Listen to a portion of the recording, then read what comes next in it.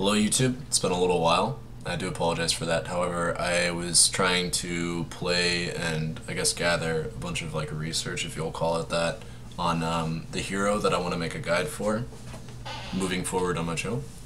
And the next hero, I guess the hero that was that I was doing a bunch of games on, or acquiring a bunch of games on and trying to get a sort of firm grasp to playing in 6.87. The hero that was ended up being Broodmother. So basically, and I know this will be a very long video because it's a wired video and it's a guide as well, but this is my guide to Broodmother in 6.87. Just a few stats before we really get into it. I have a pretty average win rate on Broodmother, but if we take a little bit of a closer look on this is, as you can tell, this is 171 matches over the course of like the entirety of since I started playing Dota. If we go to 6.87C, which is just recent games that I've pretty much accumulated on this patch, it's a 59.38% win rate, and I would argue, right, that some of these games that I played recently, maybe I shouldn't have played them, because in some of these games I was on tilt, and then some of the, I mean, whatever, I can make excuses or whatever. All the same, this is a near 60% win rate over the last 32 games that I've played, and I think that's pretty fair. I think overall that this is a pretty good sample size. I'm not going to proclaim to be a Broodmother master by any stretch of the imagination, and not even going to proclaim to be a master at Dota. I've dropped a lot of MMR recently, as I've stated before. I used to be a 5K player, now I've dropped to, this is wrong, this should be 42-24, but because I just played a few games recently, not as Broodmother, but it doesn't mean that I can't tell you how to play her. But nonetheless, I'm not a Dota master by any stretch of the imagination. This isn't some 7K guide to Broodmother or anything along those lines, but this is like speaking from someone who has played like 3,000 matches of Dota, has like 4,000 hours logged on Dota.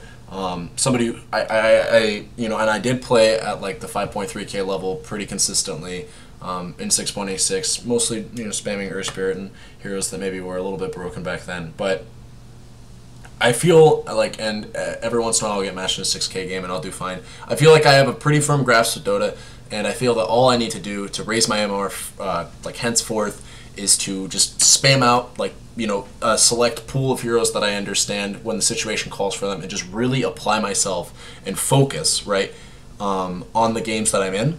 If I wanted to climb MMR and get back to 5K, I feel like I could do that. And I guess how this relates to you guys is because one of those heroes that I could do that on is Broodmother, and I want to like relay that information onto anybody who's watching this, so that you could learn how to play this hero and how to climb with her as well, and so you can have the success that I've had with her, and that the kind of the success that you can actually have on a hero like this. I know a lot of people, I mean, if we just take a quick look at Dota Buff statistics about, I think actually I can just click this and then click on Broodmother, I'm not entirely sure. No, I can't. Alright, I'm just going to go to heroes. I'll go back to this. I think Broodmother is one of those heroes that, I mean, maybe you can't pick her in every single game, and we'll talk about situations in which I wouldn't necessarily pick her. But she's definitely deserving of a higher win rate than like sub 41. That's on the like significantly lower end of win rates that I would expect for a hero as powerful as this, especially in a patch like this where she's kind of under the radar. I think she's really underrated right now as I play her, and then more importantly, I guess, as I play pub games where I'm not playing her, and I don't see literally anybody picking her. Sorry, I've got water on standby because this is going to be a long guide and I'm going to need to lubricate my throat. No homo. Kappa.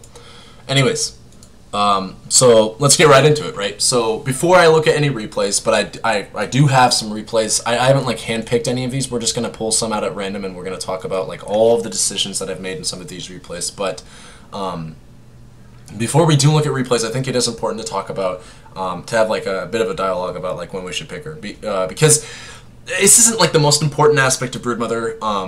I'm going to start off by saying you can play around every single counter that you ever get matched against, bar none. There is not a single hero in the game that you should pick Broodmother only to find out that they picked this hero and then say you auto-lost the game. Because there's no, like, OMG, it's not as, like, clear-cut and defined as, like, Ancient Apparition against Huskar, or I don't even want to say Enigma against Silencer, because I'm an Enigma player, and when I get matched against Silencers, I don't feel like that hero auto loses me the game. Or like Winter Wyvern versus Meepo. Like I don't think the counters that Broodmother has are that specific. As mentioned before, and I can't reiterate this enough, I do think Broodmother can play around every single one of her counters if you're intelligent enough. If you're up to the task, the challenge, because there is like some heroes in the game, especially the ones that buy Blink Dagger, which are mostly heroes that counter Broodmother, are the ones that will like buy a Blink and just stay on you and start dusting you, or buy a Shadow Blade and just like come up and surprise you while you're farming the enemy jungle. Those heroes require that you spread out your spiders and have basically you have your own wards of spiderlings and spiderites. So I will say that playing around these counters is definitely not like the easiest of tasks in the world, and you will have plenty of situations where you'll feel dumb, but you'll also feel like the hero's just like stupidly hard to play. You'll be like, man, I could have lived there if I knew that they were coming, but that requires me to split all these different spiderlings and like find every avenue in which they could be coming for me. Like it's not going to feel fun when you die, I'll say that for sure. And Broodmother's not the kind of hero that you should be dying on either. I'd say Broodmother's one of those heroes where if you die 3 or 4 times throughout the game, you're probably going to lose. But luckily, Broodmother is the kind of also the kind of hero that really lends herself to staying alive, and she has a lot of survivability innately put into her kit, such that dying shouldn't feel as if it's anybody's fault but your own. When you die on Broodmother, it's usually your fault, and you should feel bad about it. You should feel like you fucked up, It's not like a lion who like 280 or 290 movement speed, and literally 0 escape outside of his own ability to crowd control the enemy, and he's never going to get a Blink Dagger unless the game's... Like, you're not going to get a Blink Dagger until 20 minutes, so pre-20 minutes you can feel like food. Like, you're not like that at all. You have a lot of survivability in your kit, and you should feel bad every single time you die as Broodmother. That being said, if you die too many times as Broodmother, I can outright lose you the game, because every time you die, it's usually... you and like 10 other spiders, and you usually have a lot of net worth, because Broodmother farms like stupidly fast. This hero is a crazy fast farmer.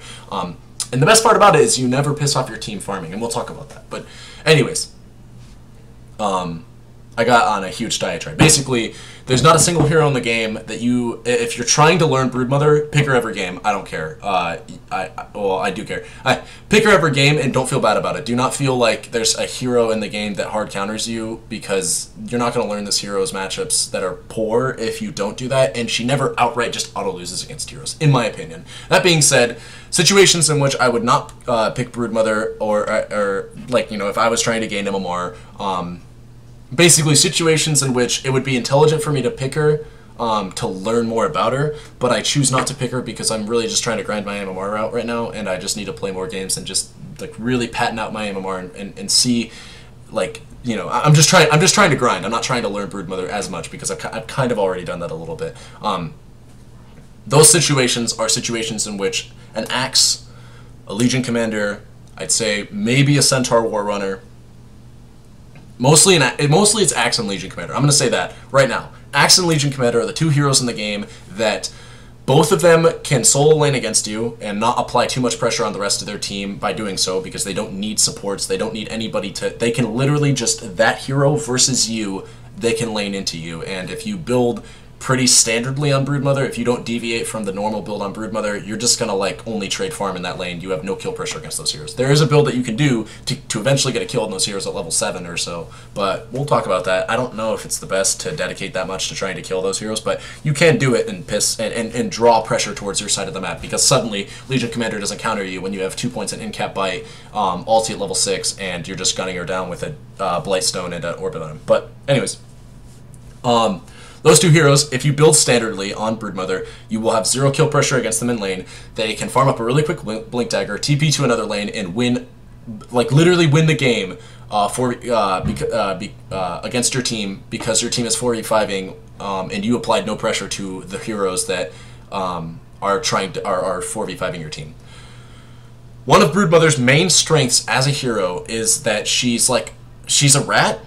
Not as much as a rat as you see her in solo queue, if you ever see her in solo queue, because let's just check the most popular Dota buffs builds on her. I guarantee they're incorrect.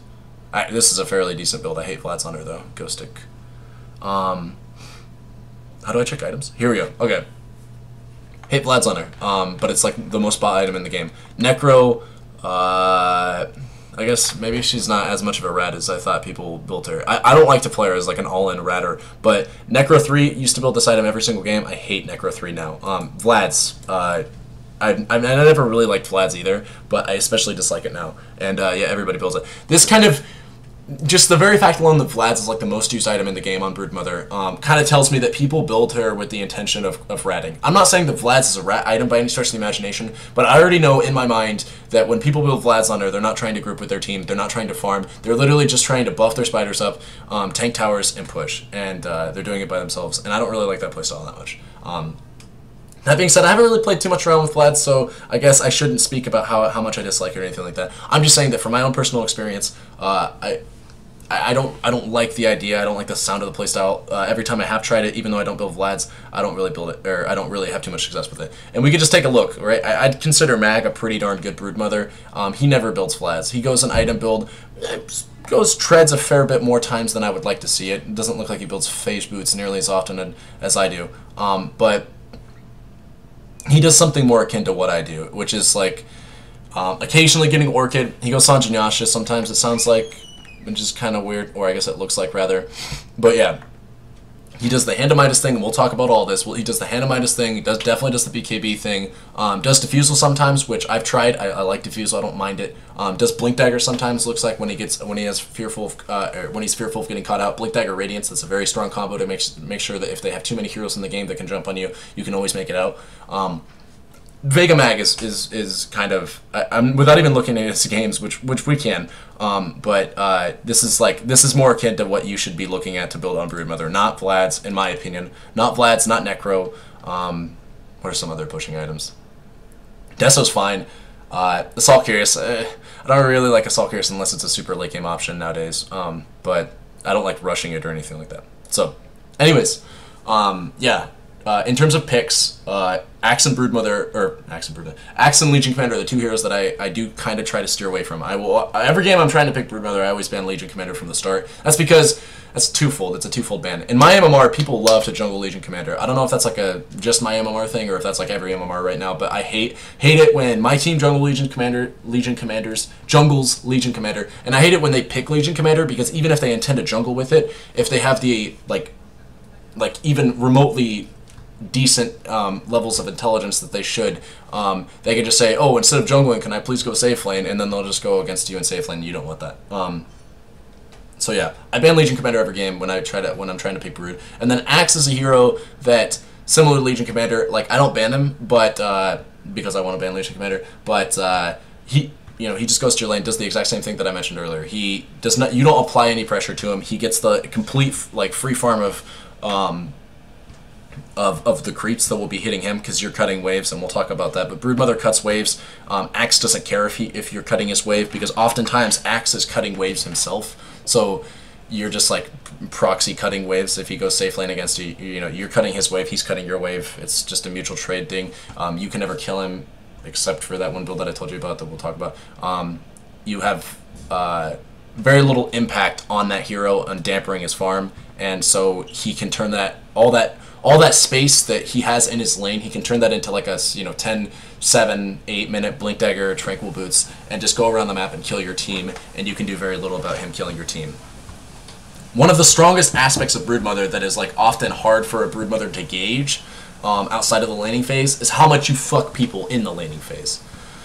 And what I mean by this is that most cores in the game, even with like 1 or 2 supports even, right, like a tri-lane even, you'll open kills up in those lanes by yourself. Like you can go she's like the only hero in the game that I can think of off the top of my head that can walk into a triple stun tri-lane that is super aggressive and just say, how many kills can I get here? Like Broodmother is such a strong laner, no matter how many people are in the lane against her, that I do genuinely think that like the main reason that you would want to pick this hero in a captain's mode game is because she can deal with a lot of strong lanes. That's like the main reason. I mean, she does other things for the team, but that's like the main reason that I can think of is just how powerful her laning phase is.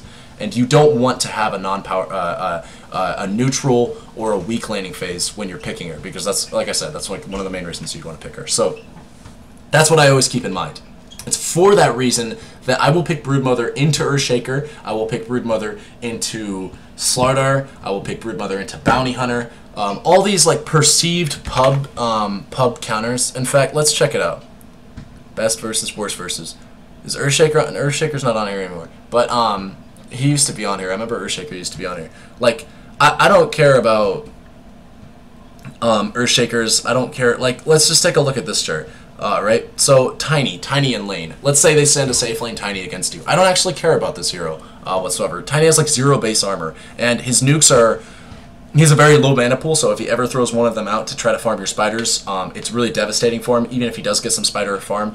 Plus, his nukes at really low levels are not enough damage to kill your spiderlings. They're enough to kill your spiderites, but what you can do is you can split up your spiderlings and spiderites, send in your spiderlings first, bait out the nukes, then send out like your entire army, or just sit back and regen up and just, you know, like go in later because he just wasted all his mana. And then eventually go all in on him when you know that his cooldowns are down or he has no mana. Plus, like I mentioned earlier, if you just cut the wave, he can't really deal with that because he doesn't have AoE in the early game that he wants to be spamming on lane creeps. Like he doesn't have the mana to sustain spamming AoE spells on lane creeps. So you just cut his wave. He has to deal with your wave that's hitting his tower or him, and then you can just go all in on him. Tiny's not that strong against Broodmother. In the later stages of the game, yeah, sure. But in the early game, he does nothing to your lane. If he's going mid, he does nothing to your lane. If he's going safe lane, you crush him. If he's going off lane, well, the game's fucking over. I do not fear Tiny. Brewmaster, same thing. Like, what is Brewmaster going to do in lane? He's got very low mana pool. He's got, like, one of the worst ink growths in the game. He can't really spam his Earth Shock, whatever, Ursa counter, or his Ursa copy. Q, whatever, it's basically the same ability. It slows you and does damage. He can't spam that in lane. If he goes mid, he can't do anything against you because he's not in your lane, and if he comes to gank, you're just running away. If he goes off lane, GG. Like he doesn't counter you because it doesn't deal with you in lane. Tramp Protector, as a lane support, right? Tramp Protector can be perceived as annoying because, like, you know, he can go invisible whenever he wants, right? And you'd have to like buy detection or whatever. But you start the game with sentries anyways. He has a pretty strong auto attack, but he's a melee support, and doesn't really have any way of like killing you outside of just Leech Seed, which isn't usually enough. I'd pick Broodmother against Tramp Protector all day. Darkseer. Now, Darkseer is a hero that can kind of deal with you in lane, but not as much as Axe and Legion Commander. Darkseer does need to buy some regen if he wants to sit there and tank the creep wave, right? Stout Shield and his like 5 base armor just isn't enough to tank creep waves at early levels. And that's, I mean, you can just start cutting creep waves basically at level 2 as Broodmother. So, if you're against a solo Darkseer, it's not the end of the world by any stretch of the imagination. Like, some people think that Darkseer is like a hard counter to Broodmother. He's not actually that hard of a counter, because if they send a solo Darkseer against you, you have Wave Orb of Venom, and he has like no armor base. Like, thinking about Broodmother, right, you need to think about the lane that you're against and think of how you want to play it. If it's an aggressive tri-lane, you just want to play passively, leech all the EXP that you can. You should pretty much never have an excuse for being pinned to your tower as Broodmother. So leech all the EXP that you can and wait for their supports to go roam. And when they do, you just kill their carry, or you start cutting waves and making it hard for their carry to farm. You apply pressure when pressure is there to be applied, and you back off when you can apply pressure. She's like one of the best heroes for capitalizing on space being made for you, because you can just go kill people. And Darkseer is very telegraphed in that respect. If Darkseer is in a solo lane, it's like so easy to just pressure him and keep him off your creep wave and start cutting waves and forcing him to deal with his creep waves under tower and like lasting under tower and stuff like that. Leshrac. Leshrac doesn't really go into your lane. If they're sending a safe lane Leshrac against you, GG. Like, if he's to support Leshrac in lane, he's not going to have his ulti, and that's like the only thing that I would be kind of remotely afraid of against a Leshrac early levels.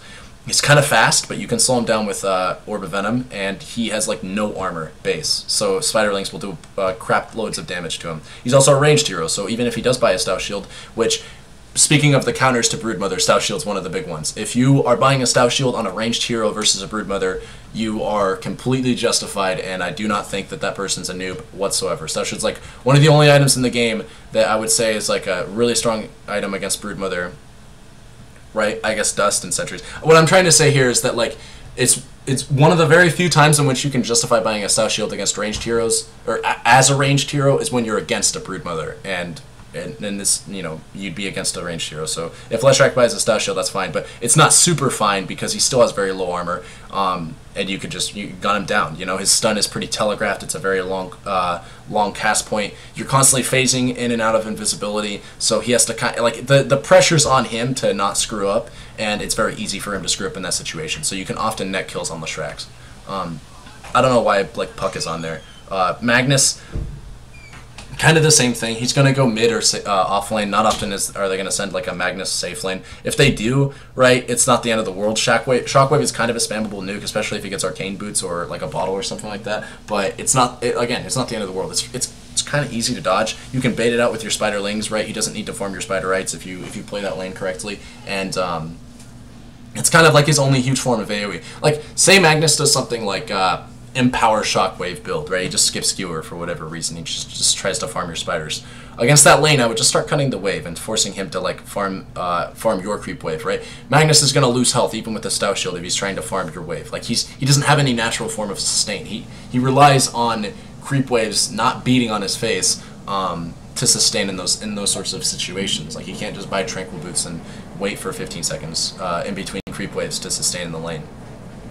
So you just cut the creep wave and then just wait until he eventually gets like semi-low, or he has to like last hit under tower, and you accrue this big mass of spiders.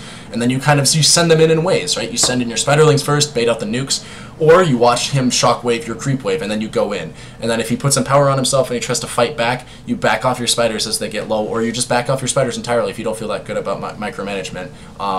And just like test the waters. You're trying to weigh and debilitate. You're not trying to all in unless the situation is a very clear-cut black and white. I can get a kill if I just run at this guy.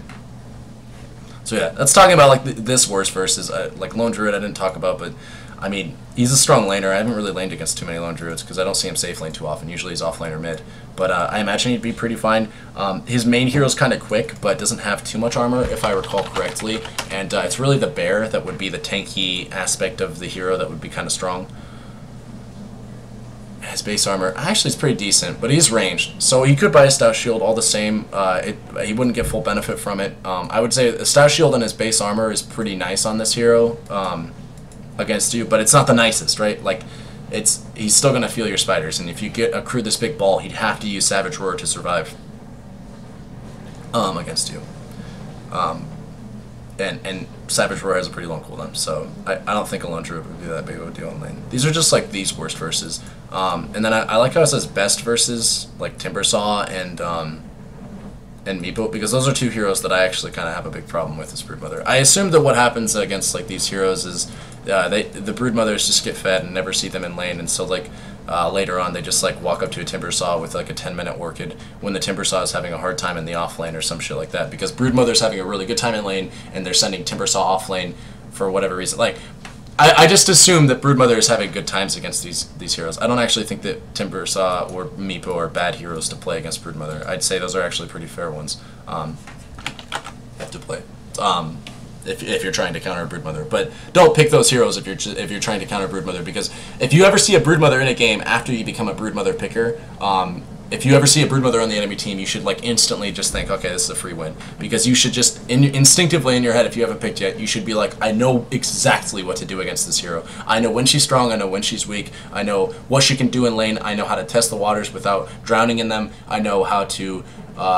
deal with her aggression in lane, I know how to make everything that she wants to do nothing and completely mute. And you just, I mean, you start off that by picking Legion Commander X, but yeah, don't bother with like, you know, heroes that don't have impact in their lanes. Like, if your game plan against Broodmothers when you see them after you become a Broodmother picker is to just let your team deal with her and then pick an offlaner and then be like, don't worry, I'm Timbersaw, I'll counter her in the later stages of the game, then you're doing it wrong in my opinion. The way that you want to counter and deal with a Broodmother always is in lane. As I mentioned earlier, that's when she's strongest and that's when she does care about heroes. Is like, as a Broodmother, you're moving into the game thinking, how can I take most advantage of my lane? So that's when you want to deal with her, and that's when you should think about trying to deal with her if you see her on the enemy team. I'm just trying to do like kind of the both end of the spectrum sort of thing, and give people an idea of like what you would want to do against her just as much as what you would want to do as her. So I do apologize if that kind of sounds redundant.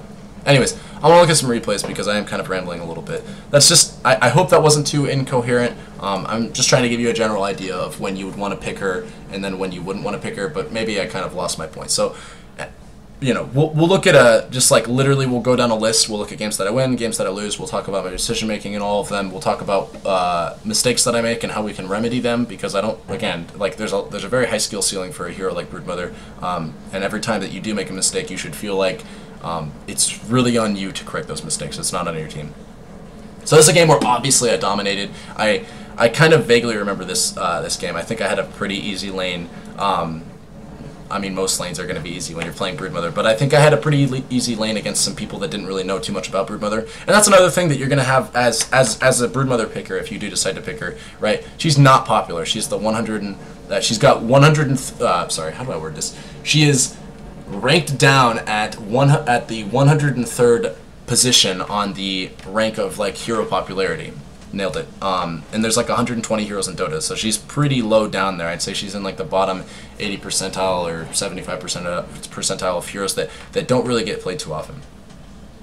As if to say that there's a good 80 heroes, 80 to 90 heroes that are picked more often than Broodmother. And so with that being said, you're not going to see her too often.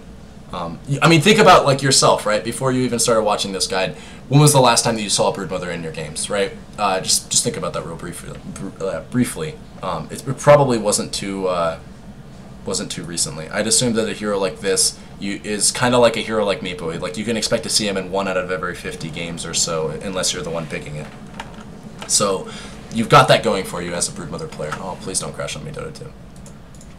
You've got the element of surprise, so to speak. I'm not trying to show you how to play some really meta hero right now like Slark, who everybody's going to know what to do against. Well, everybody's seen him. I'm not saying that everybody knows what to do against the Slark, but you know, people have a fair idea of how to counter Slark. People don't have a fair idea of how to counter Broodmother. Case in point is that people still pick heroes like Bounty Hunter or Earthshaker against you. So I picked Broodmother. I can't remember exactly when I picked her. That's probably important just to know. Picked her third. I think I picked her after I saw that we had an Axe and they had a Slark. I was thinking in my mind when I picked Broodmother. Let's just see if I picked her into Bounty Hunter or when I picked her exactly, because I do not yet. So I picked her after I saw pretty much most of their safe lane. I was like, all right, it's probably going to be a Slark safe lane with a Lion supporting him. So I'll pick Broodmother third, or second even. I don't even give a crap. After that, they picked Bounty Hunter. I assumed this was a direct. I think I just imagine when I pick Broodmother, the enemy is immediately saying to themselves something like, OMG, that's a Broodmother, and they're just like typing in team chat, okay, easy game, guys, let's just counter the Broodmother and be alright, right? But it's never actually that easy. Because the way that Broodmother does her thing is she makes a crap ton of space for her team to move around and acquire all this farm that they wouldn't otherwise be able to farm, because you need to send like 4 heroes if you want to kill a Broodmother. So it's never that easy to counter her unless you're like countering her in lane, like I said, which Bounty Hunter does not do. Bounty Hunter has kill pressure on lanes that are often pretty close, so that's why he's so good to pick if you're trying to pressure the enemy mid, right? If you see an Invoker and you have a pretty decent lane, like a Puck or something like that, to go against the Invoker, like it's fairly even. There's some skill involved, obviously, and you pick a Bounty Hunter, you can put your lane's favoritism over the top and just like, you know, make it so that Invoker just can't do enough. It's like Invoker is going to know his limits against a Puck normally, but he can't account for the Bounty Hunter that could potentially be in his lane at any time. So he's going to take less risks, and he's going to have to worry more about overextending himself as opposed to, you know, trying to turn this Puck that he's facing into food, because he has to account for the Bounty Hunter as well. So you're going to make that lane, as a Bounty Hunter player, you're going to make that lane that's like pretty even. You're going to like put your mid over the top, and you're going to put the favor into your mid.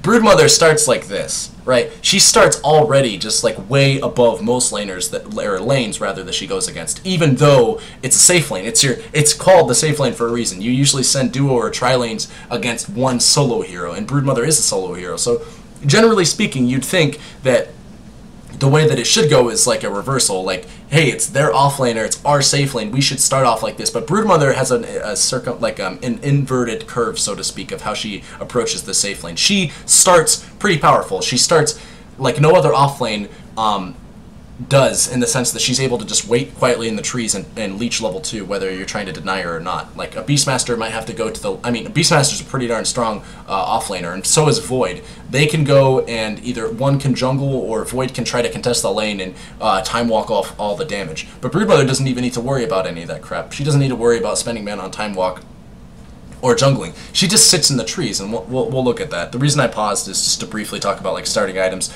and what you generally speaking want to be doing at the start of the game in terms of like web positioning and stuff. So what I've been doing on Broodmother semi-recently, I've always pretty much started sentries, I've always started tangos, I've always started the Soul Ring recipe. I started buying 2 clarities, and I think you should too. Clarities are a really nice item, nifty item to start on Broodmother, because you can... The only reason that clarity's ever been considered like a subpar item, like what doesn't make it a god tier item, because it's 50 gold for 190 mana. Generally speaking, that's like insane value, right? Soul Ring gives you 150, and it takes 150 of your health. So Clarity's an insane item.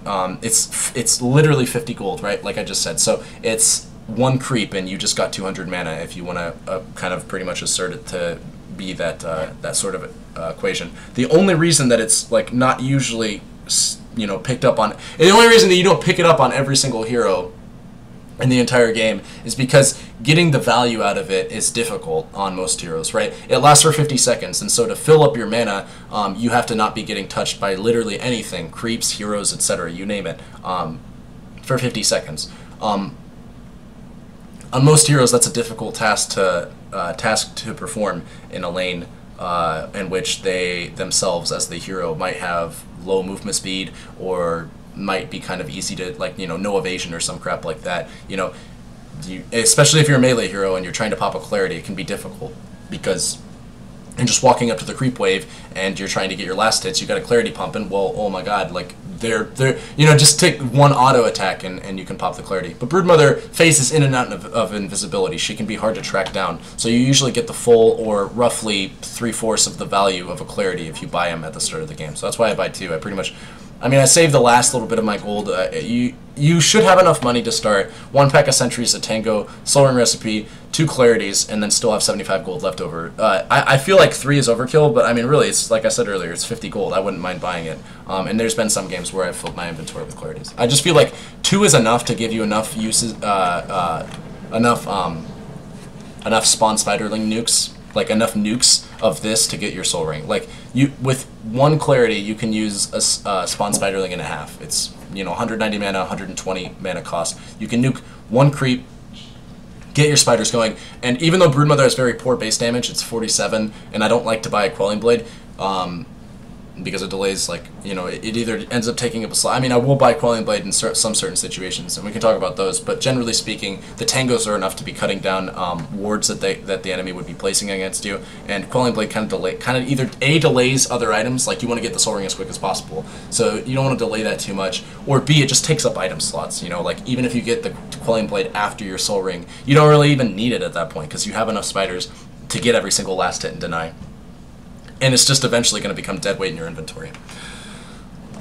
But there are certain situations, that, like against a Nature's Prophet, that I would get a Quelling Blade, because the tangos you want to be using, like you use tangos very inefficiently. You use clarities to get the full value out of them, but tangos, I literally will use 2 to 3 tangos back to back, and I'm sure you can guess what I'm talking about. You don't use tangos for the regen entirely. Like, you'll probably use 1 of your 4 tangos for regen, but 2 of them automatically are dedicated to chopping down sentry wards, which means they're going to place the sentry after you place your first sentry, and you should always place the sentry first, because you're the invisible hero, so you're calling their bluff. Like, you're the person that says, yo, you need to place sentries to deal with me. So you want to place your sentry first, so that when they come to the lane and place their sentry, you can have that upper edge of jumping on their sentry. And so that's why I also try to hide my sentry a little bit. I place it into tree lines where I'm gonna be, generally speaking, like in this general vicinity of the lane for a majority of it, or I'll be back here when they push my tower. But I want to be able to, like I said, I want to be able to take advantage of them being the ones that need to place the sentry. So I'll place mine first, so that when they place it, I have a chance to chop it down before they find my sentry, which is, like I mentioned, kind of hidden. These 3 trees are blocking it from this side. If they have creeps over here, then, say they place it right in the middle of the lane, it might take them a little while to find it that it's back here, especially if the creep wave's right over here. Anyway, I hope I'm articulating that thought well. I think we'll see it in action. Actually, okay, I mean, this is a 4K game, so yeah, this lion doesn't even start sentries, but I know they eventually vary some. Eventually. Or I think maybe the bounty hunter, I think either started, no, he didn't start dust, but he gets it eventually, and they try to do some crafty ganks on me. Either way, sentries are pretty much always a worthwhile investment. Even if the enemy doesn't buy sentries, it is so much more powerful as it's such a huge power spike to lane against foes that don't buy sentries that you can afford to buy sentries if they get no other value out of the fact that you bought them. Sorry, I can word this thought. Broodmother is such a powerful laner, especially if the enemy does not have sentries, such that if they don't have sentries and you buy sentries, like, it doesn't actually even matter. Like, you just gain such a huge momentum swing of being able to freely and always pressure their last hits. I guess if they don't buy sentries but they start dust, then that can be scary. But if they, this is assuming they have no detection whatsoever.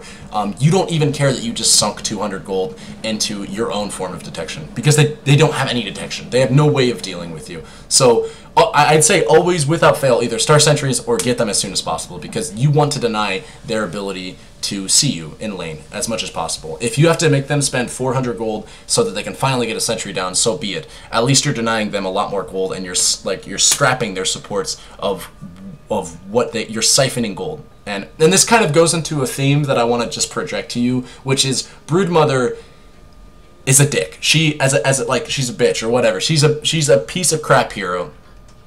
She loves to get all of this farm for herself that she steals from the enemy because you farm their jungle.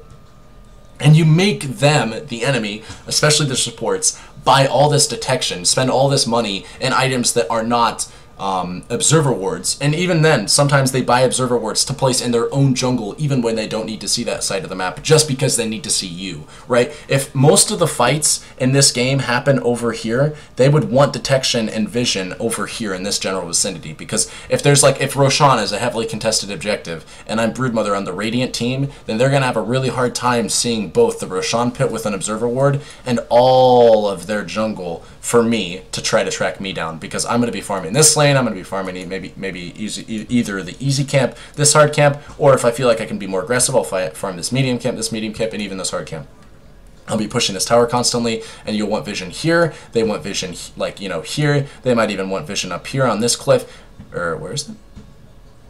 I think it's this cliff. I think I know you can put a word up there. Yeah, they're gonna want vision everywhere, because they're going to want to go into their own jungle to try to get kills on you. But they can't do that if they're trying to contest Roshan, because they need wards over here. You can only, there's a limited number of wards and they have a cooldown, so you're kind of an asshole. You strap the supports for gold in terms of the fact that they always have to have detection on them, and you mandate attention in terms of vision on your side of the map. Because Broodmother truly is one of those heroes that takes over a certain side of the map, when they might want to put detection on the other, or vision on the other side of the map. So you're kind of an asshole of a hero. I'm kind of sorry, I did turn away from my original point, but I always start sentries, like I said earlier. My support even gave me a sentry, so that was cool. But they don't even have any sentries. And like I said, I don't care that I sunk 200 gold into buying my own detection, because this lion should definitely have sentries. Instead, he started Ring of Protection, and we'll just see how much that +2 armor helps him against a lane where there's an enemy that they can't even see. So you get a free lane. I get a free lane more specifically. We'll check from my perspective. We'll check the net worth. Like I mentioned, Broodmother really sucks at level 1 in terms of last hitting. You can leech EXP no problemo, but when it comes to actually getting the last hits themselves, you have 47 base damage. Slark on the other hand has his 60 or some shit, 58, +2, he's got a Quelling Blade as well. I'm never gonna outlast hit this motherfucker. I'll try my absolute best, and I'd consider any denier last hit that I get to be a blessing more than anything, because I shouldn't be getting any of them to begin with, right? But either way, I'll still try my best, as you always should. And once you hit level 2, I don't care what you may think in your mind about conserving mana. This is a scary situation, because I was like, if this bounty hunter started dust, he can kill me. But he didn't. And so that's when he just bought dust on his courier. If we can get out a player perspective, we can see. He just bought dust because he realized that he could have killed me there if he had it. Because they hit the pounce and they had a lion there. So I got lucky, because like I said, these guys are 4K, they're stupid, whatever. But moving forward, right, at level 2, you always get your nuke, and you should pretty much just start, like once you hit level 2, you should start trying to accrue a spider army, which means you are going to have to use a level 1 nuke that only spawns 1 spider. The reasoning that you do this is because you want to get the ball rolling as soon as possible. You want to nuke whatever creep is low to get that last hit. It's 70 damage. You turn from having a 47 base damage to having essentially a 70 base damage for 1 creep, and then you from there accrue enough spiders to get more base damage. And that's the reason that you want to just like use your level 1 nuke right as soon as you get it. Another reason is that you get clarities, and so you kind of want to get that going. You want to start popping your clarities. You want to start being very efficient with your mana, and that's the way that you do it. So you'll see, I use my level 1 nuke. I used it twice there. The second time I used it, I didn't get the spawn spiderling. It's not a bug, but it's a really stupid aspect of Dota where there's a low HP creep. It's about to die. You send the projectile in the air, but the projectile doesn't hit it before it dies, so it essentially just wastes the projectile. And on Broodmother, you're going to have to get very used to trying to like work around that, because if that ever happens, you literally just wasted a nuke. You spent 120 mana, you didn't get the last hit, you didn't get the spawn spider, it just makes you very sad. So it happened, that sucks. But look, I've already got like 5 spiders in my main hero walking around. So I no longer have 51 base damage. I have like whatever number of spiders have like I think it's 17 to 18 damage, and then the spiderites have like 8 to 7 damage. It's an average, but I have however many spiders and spiderites, spiderlings and spiderites I have, plus my hero's base damage if I'm doing it correctly. And you can do it pretty easily. This is not an intensive micro thing that I'm doing here, guys. The bounty comes in, but I have sentries placed, so I can actually see him myself. That's, I guess, a kind of a bonus of me starting sentries, is that you can see pesky bounties or invisible heroes when they come. And look, I think I might get. I don't think I get a kill actually, but I definitely scare him off. And this is all space made for my team. That bounty's probably gonna have to go back to base, or at least pop his self, and I think he does. Yep, he does pop his self. And I mean, that's 3 heroes on my side of the map, one of which is meant to make space for his own team, and now he's forced to play passively. So you're making a lot of space if nothing else. But I'm getting my own farm as well. If you check the last hits and denies, for the record, I'm not the best last hitter in the entire world, but you know, I should definitely have more than 6 last hits right now, given the fact that my lane has been remotely free and been taking advantage of that as best I can. But what I'm really taking advantage of is identifying risk and reacting accordingly. There's another situation that I hate. I very much hate that. It's your own fault when you do that, but you're going to learn to hate those situations as well. So it's essentially wasted nuke. But I have my Salt Ring. I don't care. When that bounty was over there, I checked his items. I made sure that I recognized that he had a dust in his inventory, that I had to play safer. And so this is what I like to do. I just like to stand on this little tree cliff and act like somewhat of like an owl of sorts. Just perch atop this little cliff, leeching XP and throwing nukes up. And so, yeah, so we're getting the spider army going again. I like to nuke as much as possible in the early game, because I like to accrue spiderlings, not spiderites. Spiderites are fine. They're strongest in the early game, but spiderlings are where most of the damages kind of come out. Spiderlings are literally like 20 damage a pop, almost. So having like 50 spiderlings is like having 1,000 extra damage. You're never going to have 50, but it's a lot of extra damage that you're going to have. And so you saw that lion came out and he nuked, and he thought he was going to get a bunch of free gold. And this is what I want to point out. This is like the power of the spiderling. Check it out. I even have one selected. 18 damage, 450 health. How many nukes do you know at the very early stages of the game? Like, this lion is a level 2 hero. You can see it. It's bugged out, but he's level 2 and almost level 3. Like, Earthspike does not do 450 damage. It does 80 damage. He barely scratches this like surface of destroying my spiderlings. He very much only weakens them, if even that. They barely feel it. So feel free to play aggressive with Broodmother when you start to get a few levels in your nuke, and you can start spawning a lot of spiders per nuke, because your nukes are the things that spawn spiders. After that, the spiders, when they spawn things themselves, they're only spiderites. So you want to be using your nuke in such a way that you are getting like last hits every single time, and that's why it's really unfortunate when you miss it, or when you use it on something that isn't going to die, or is going to die but your nuke gets canceled. That's a very unfortunate situation. I've gotten a lot of courier snipes on Broodmother. I think it's just bad players, because they should never lose a courier like that. But check this situation out. I get their support very low. They do farm a little bit of gold there because there was a lot of spiderites, and that was the combination of their nukes killing it. But I don't ever consider it a bad thing if they farm a lot of spiders, but I get a kill out of it. I could be, obviously, like, I could probably, like, if I was a Korean god or whatever, micromanage those situations where I predict the Slark nuke, and so I back my spiders out, and then I move and, like, do, like, a, you know, flank formation, and I go in to kill kill the lion by dodging those the nukes by Slark and the lion. But generally speaking, I never mind it if I have to feed a few spiders to get a kill. And you shouldn't like play super risk aversive. Like, I'm trying my absolute best to never feed my spiders, but you're not getting kills in return. That's, if you can get kills, get kills. Worry about spider safety afterwards, generally speaking, right? And there we go. Like, if Slark has to spam his mana and his health because Dark Pact uses both, just to kill spiders, and he's not even killing them, I'm a happy camper with that. And so you're already starting to see kind of the snowball, right? I have 23 last hits, make that 24. I'm mandating a lot of attention from this. This bounty's walking over. I think he actually does genuinely die here. Yep, Zeus ulti's there. I'm applying so much pressure to their safe lane right now, and they have 3 heroes here. This is where they should be the strongest, and it's starting to look like the opposite. It's kind of like a timber saw that gets out of control a little bit. Like, this makes the 4th hero that's showed up to my lane, and she didn't get anything out of that outside of like 1 creep. She took about 45 gold there, which is like 1 range creep. Meanwhile, my team can push the other side of the map, take objectives, farm very safely. I have a jungle axe this game. I hate junglers. Kind of, it goes against the grain of a lot of what I've been preaching on YouTube, but I especially jungle axe. I hate jungle axe. If you're gonna jungle, do it with like Terrorblade or something. Jungle axe is terrible. But you know, if you have to jungle, at least you're doing it in a game where you're having so much space made for you, because I'm playing Broodmother. So if there's ever a situation to say, man, we're gonna lose this game because we have a jungler on our team, pick something like Broodmother to create a lot of space for your jungler to try to farm his jungle in peace. Either way, I saw this Slark used his Dark Pact, so I go in on him. He uses a Pounce and another Dark Pact that he gets no value out of.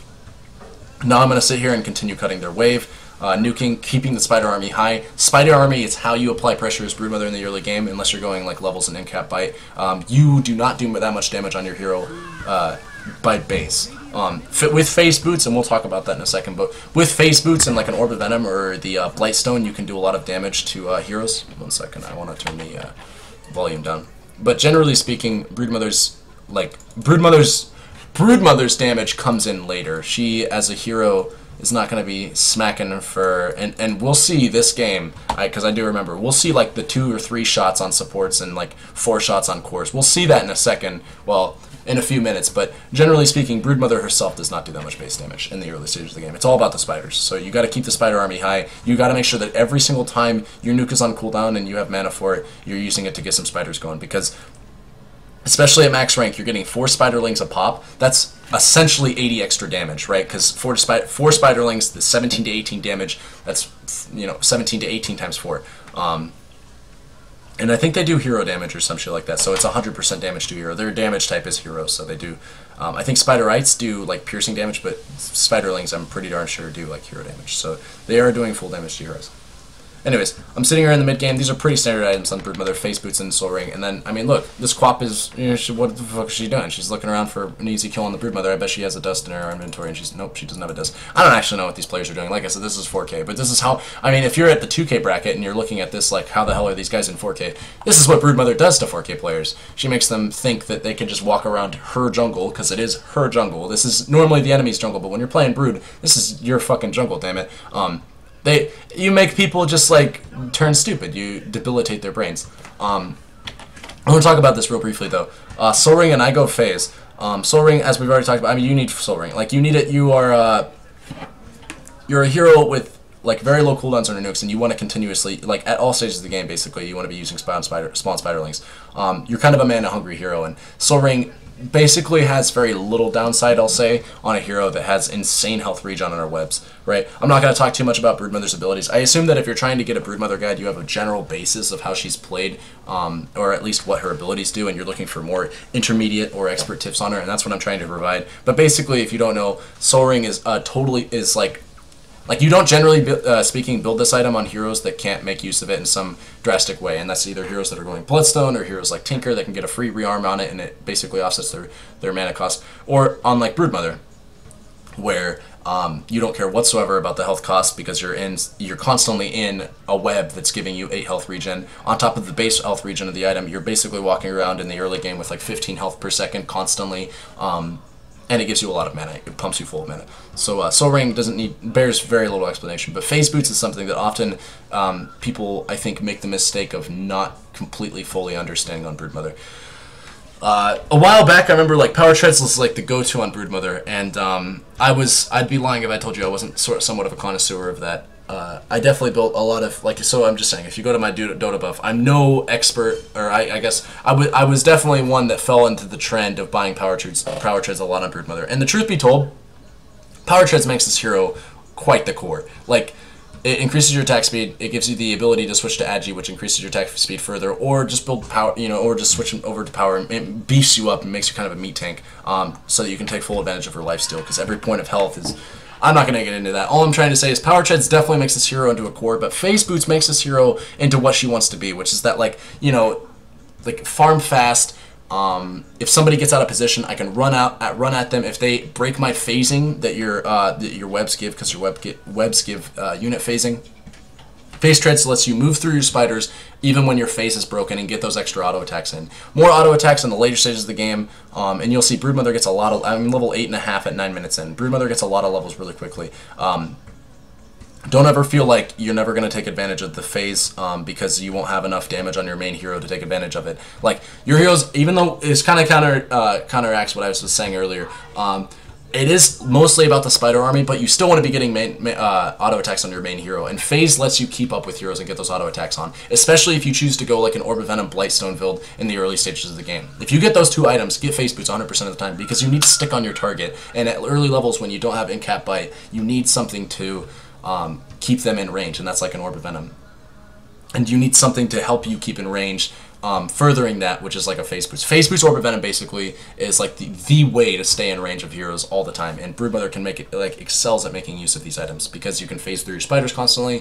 Phasing when you're there's two aspects of this ability that like get broken when you get attacked once by heroes. The first is that you lose half the movement speed, so that 70% movement speed increase is now a 35% movement speed increase, and that's a max level. So you go from moving at the speed of lightning, which is 522, which is max, to something like 4. It's still pretty high. You move really quickly, but the main reason why you get phasing is not for that extra bit of movement speed when you get auto attack. It's for that. It's for the ability to, like I said earlier, phase through your spiderlings when you get your free pathing disabled, because your spiderlings will quickly turn from like your best friend to your biggest foe if you're trying to stay in range of a target when you've been attacked by something that they've done. Whether it be like they have a radiance or they just turn around and nuked you and they're still running, you want to be able to stay on the target and you don't want your spiders to get in your way. So you just phase through your spiders, get that auto attack on, slow them, then you have your spiders catch up to them and they apply their own slow, because you still want your spiderlings to attack because they have an 8% of movement speed slow attached to them.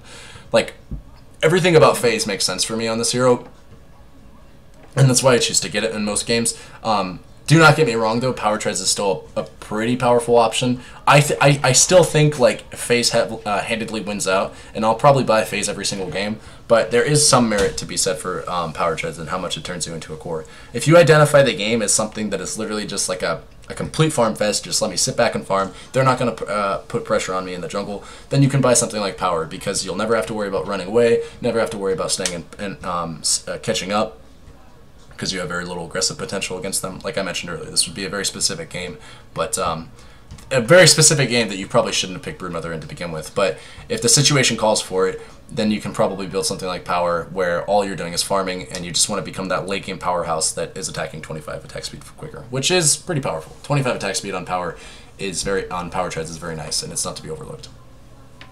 So anyways, where was I?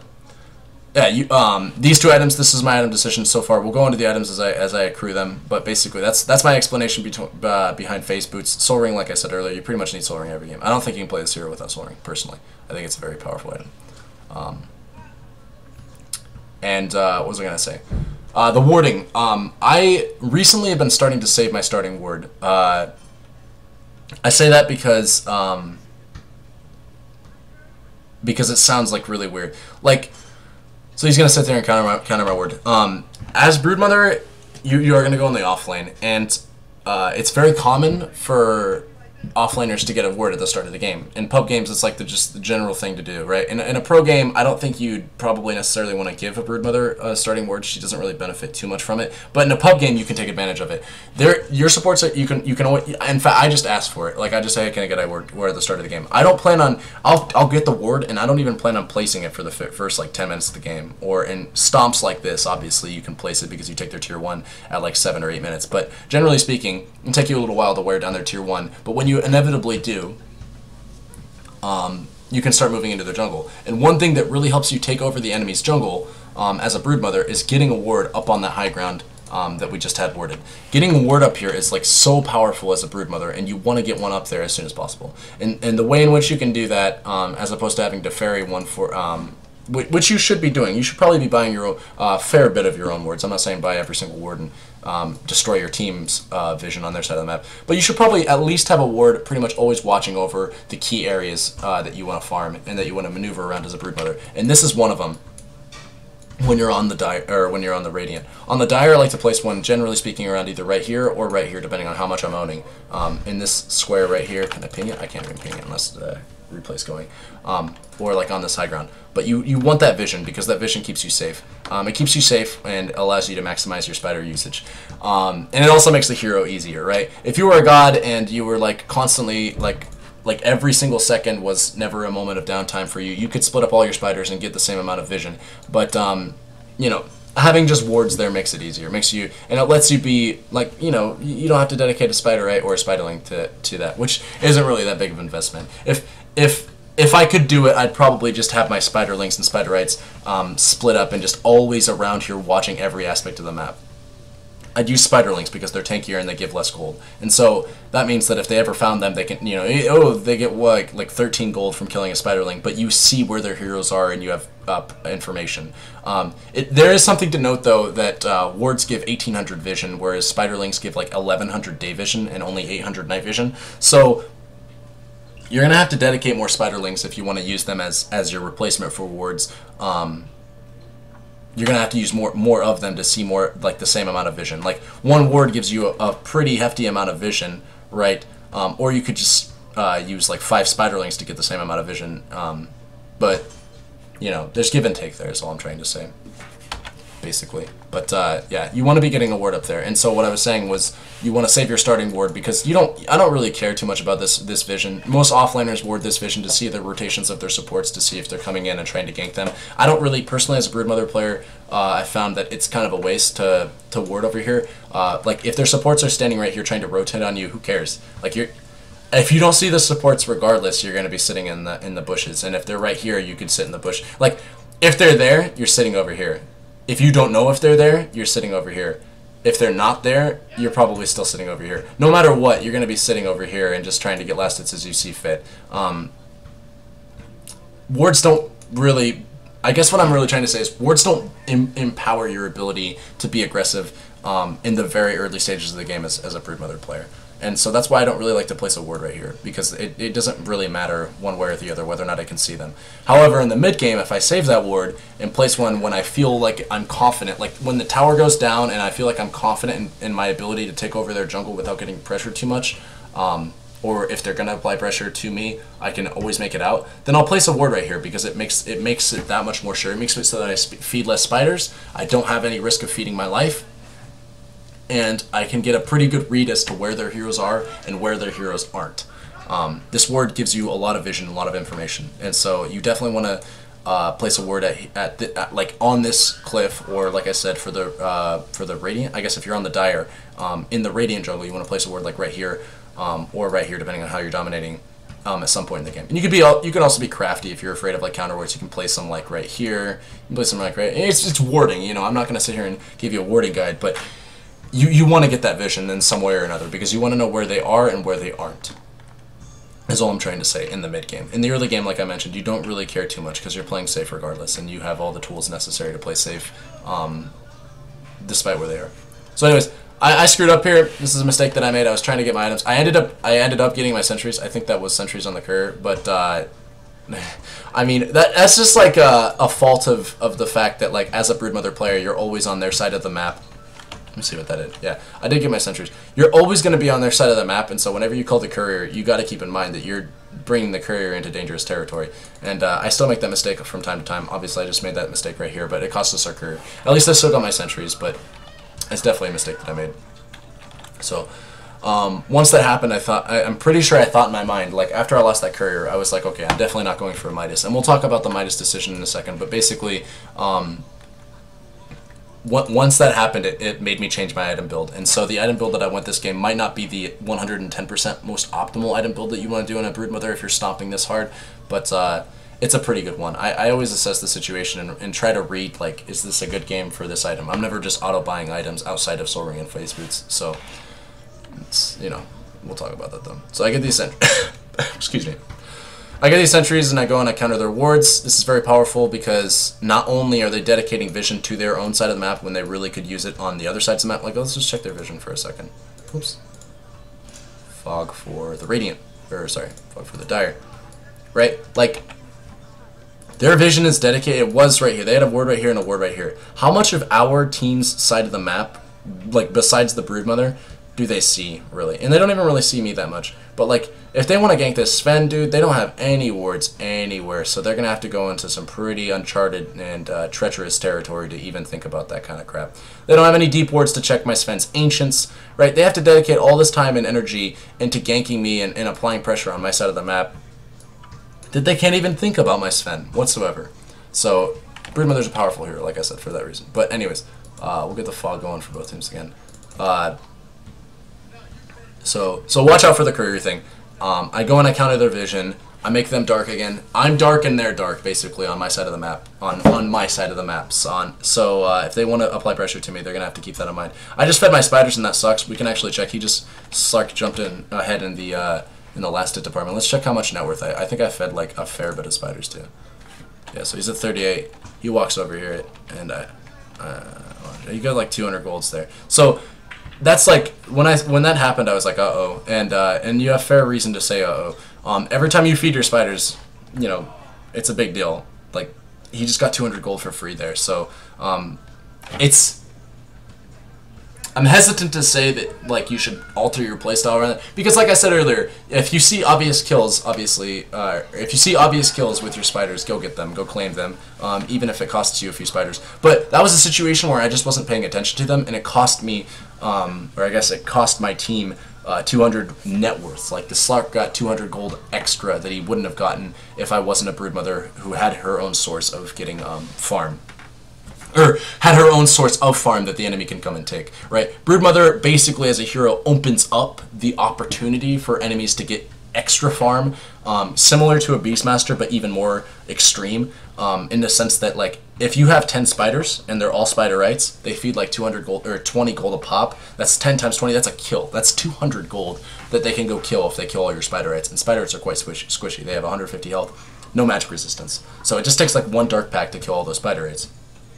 And that's extra gold. Like, that's extra gold that would not be on the map otherwise. So you literally provide extra farm for the enemy to take. So you always need to keep that in mind as a Broodmother player. Right there, I screwed up. You know, I gave him 200 gold, and that's 200 gold quicker to whatever item he was going, like for Shadowblade or some shit like that. So, like I said, I'm not telling you to not play the hero if you're afraid of those sorts of things. I'm just saying be mindful of that. That is certainly something that is a deterrent for people playing Broodmother, because she is that micromanaged based hero, but it shouldn't be.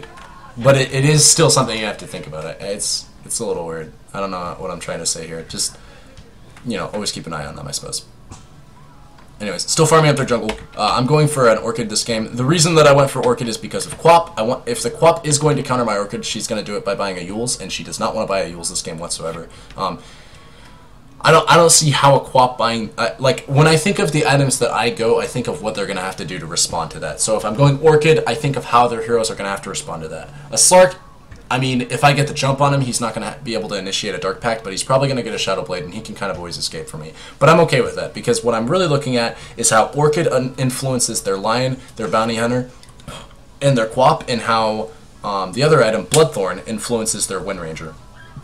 And basically, that's an offlane Wind Ranger. So she's going to have to get a BKB, but she's offlane, so she kind of wants to get a Blink Dagger, and she doesn't really have that much farm to begin with, because she kind of had a tough lane. Like, her ability to get a blink dagger and be impactful for her team, but then also get a black king bar to dodge the Bloodthorn cucking the shit out of her, because she gets Bloodthorned. We have whether or not she's in win run, we can still go and destroy her because we get that 100% evasion. We just blow her up and she can't cast any spells. That's very powerful. Against Lion, any silences are insane. I'd say Lion is like a really good reason to buy an Orchid. Bounty Hunter, he can go Guardian Greaves, so there is that element to it, but this Bounty Hunter isn't really taking off, and I do force him into getting a Guardian Greaves, right? I force him into getting a Guardian Greaves, whereas against our specific lineup, maybe he'd want to go something different, right? We have a Zeus on our team, so maybe he'd want to get a Pipe right after a Mech, but no, if I get an Orchid, he's going to pretty much have to go Guardian Greaves, or else he's going to have to worry about me silencing him every fight. You know, there's always, like, there's that element of, like, if I'm buying this item, yes, they can counter me by buying, like, it's Broodmother Orchid. That's like one of the most classic items that Broodmothers get in all of Dota. Like, Broodmothers go Orchid. That's just a thing that Broodmothers do. But if you think more intently about it, you buying an Orchid can do a lot for your team, even if you don't think it can do a lot. So here, I fed the spider a lot. I fed a lot of spiders to Slark, but I think I can get a kill on him, or at least force his ulti, like I just did. And then he TPs right afterwards, and I'm like, okay, whatever. That's Space Mate. He's TPing back to the fountain. He got some gold off the spiders, but now he's got to go back to base. So that's space. You can see my team's owning. That's something you can't necessarily rely on every single game. But as I mentioned way earlier, Broodmother, if there's any hero that makes your team own without being there, it's Broodmother, because she makes so much space that your team can use to get ahead of, that you're going to find that in a lot of games, just like this game, your two cores besides yourself, because, you know, the offlane is a core role, the two core roles that you have besides you are at the top of the net charts, followed by their core roles. And that's because this guy's had space, and this guy's had space. And the Wind Ranger is in the top position just because I'm not in her lane butt fucking her. But if I was, guarantee she would be way down here, just like their Quap and their Slark are, because she had to TP to a lane that she got nothing out of. The Slark didn't really get a whole lot out of his lane, although he is decently up there on the net worth charts. I probably could have cooked this Slark a little bit harder, and like I said, he got like 200, 300, maybe even 400 gold off my spiders that he shouldn't have. But yeah, this is just kind of what Broodmother does. She just creates all this space for her team and lets her team get ahead by the fact that they have to deal with you in some way. Or if they don't, then they're not dealing with you and you're getting all this farm yourself and you're just going to become this insane core. I mean, I'm still at the top of the net worth charts, even though they're trying to dedicate all this time to trying to cook me, right? I'm still insanely far ahead. So don't think that Broodmother herself doesn't get farm. I'm just saying that you also benefit your team in the sense that they can get a bunch of farm as well. But we're applying all this pressure. Teams, I mean, there's really not a whole lot to look. Like, I could show you guys the rest of this replay, but it's almost not even educational at this point, because we looked at the most important part of the Broodmother, which is the laning phase. The most important part that I'm trying to illustrate right now, which is the laning phase, which is cutting the wave, applying a lot of pressure, not dying, building the right items, and that's pretty much it. We'll look at farm patterns though, because I do think there is something to be said here. You notice how I'm keeping spiders in the lane constantly to always push them whenever there's heroes that are not there, and so that I can also take trips into their jungle to farm two places at once. This is a pretty important element of Broodmother that actually doesn't really require too much skill, right? Like, I'm just keeping units up there and just keeping eyes on them, so that when their creep waves come, I just, you know, right-click spiders into the creep wave. It's not hard to do, but it's very underused. I don't see people do this enough. As I mentioned before, it's like you're constantly pushing in that tower, so they have to constantly send heroes up there, which is space. And then also you're farming two places at once, because you can go dip into the jungle and then still have your spiders farming the top lane. So you're creating more sources of revenue for yourself, which show, because I am at 7,800 net worth at 16, 17 minutes in the game. With last hits, what's my last hits? My GPM could be higher. It should be like 500. I usually try to get 500 GPM on this hero pretty much at all times, because she can do it. Last hits 138, and unlike my enemies, those are all creeps, right? Those aren't spiders. So I'm mentioning that because this Slark has the third highest last hits in the game, but a lot of those are on spiders, and you can tell because his GPM does not reflect what his last hits are. If it wasn't Broodmother and he had 116 last hits at 17 minutes in the game, that would be darn good farm. But because a lot of these are on spiders, it's not the best, because spiders only give, like, you know, either 16 or 20 gold depending on what the spider is. Either way, destroy the tower. because we want to fight. I'm not too eager to take their tier 2 as I am their tier 1. Destroying that tier 1 really opens up the map for you. It lets you go into their jungle, lets your wave go past their tier 1 and then go into their tier 2, which is creating more space for your team. Because teams don't want to lose their tier 2s. Tier 2s are a big part of this game. Like right now in the meta, it's very important to keep your tier 2s alive as long as possible. Because they're so powerful. They give you that plus 2 armor bonus. They have the same damage as a tier 3. And when you're defending your tier 2s, then you're keeping them off of your tier 3s, which means you're essentially like completely denying the ability for people to go in and Rex you with like rats, right? If you have a tier 3 up, and there's a Nature's Prophet in the game, you don't have a tier 3 up, because that thing's going to die the second he gets a chance to go take it. But if you have a tier 2 up, then he has to push the tier 2 to get to the tier 3. So it's just a deterrent, you know what I mean? But you're constantly applying pressure there. And here I go. This is pretty much why I bought Orchid, right? Is so that this lion always dies when it comes to Orchid. And I screwed up here a little bit, but I still got the kill. Doesn't really matter, because you just one-shot that motherfucker with Orchid. Like, you jump on him, and like a few right-clicks from your spiders. I mean, he's got, what, 2 armor right now? Maybe 3? I guess he's got that in those Tranquil Boots. So he's got 5 armor right now. Nothing else. And this is exactly what I want to see out of a lion at 18 minutes into the game. I want that motherfucker starved. I don't want him to have anything. And that's exactly what he'll have if you're a Broodmother. Assuming he hasn't been killing you. And he's actually, I mean, he's got 2 kills right now. Right? Lion? Said 2-1. Didn't I say 2-1? No, he's 0-5. Okay, I was clicked on him, but I guess he was clicking on somebody else. I don't know. Yeah, good. He's feeding, and that's, like I said, that's exactly what I want out of their lion. Their supports should not have gold if you're doing your job.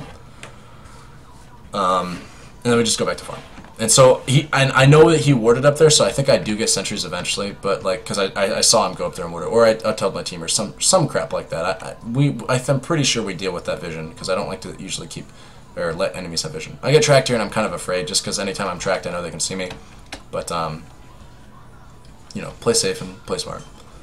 Then my team comes in here, and when you get rotations as a Broodmother, you fight. Like, you love that. You love it when your team goes to your side of the map to fight with you, because this is your territory. They don't need to. You can win the game pretty much having your team 4v5 the entire time while you rat and take their jungle. But if they do come in to fight 5v5s, that's where you're strongest, is where your webs are. So you go in, you fight, you kill 4 of them, they get like 1 of you, and then you take their tier 2 mid. And you're cheesing. Just cheesing, you know.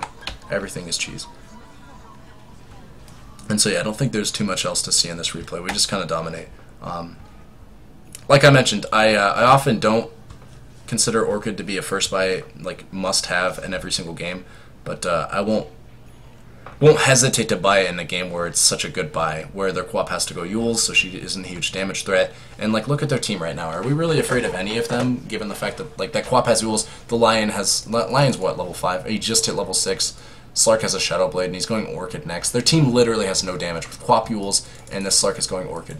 They don't even have a core. We beat them early, mid, and late game. There's never a stage where they had even a chance, and we're going to demonstrate that.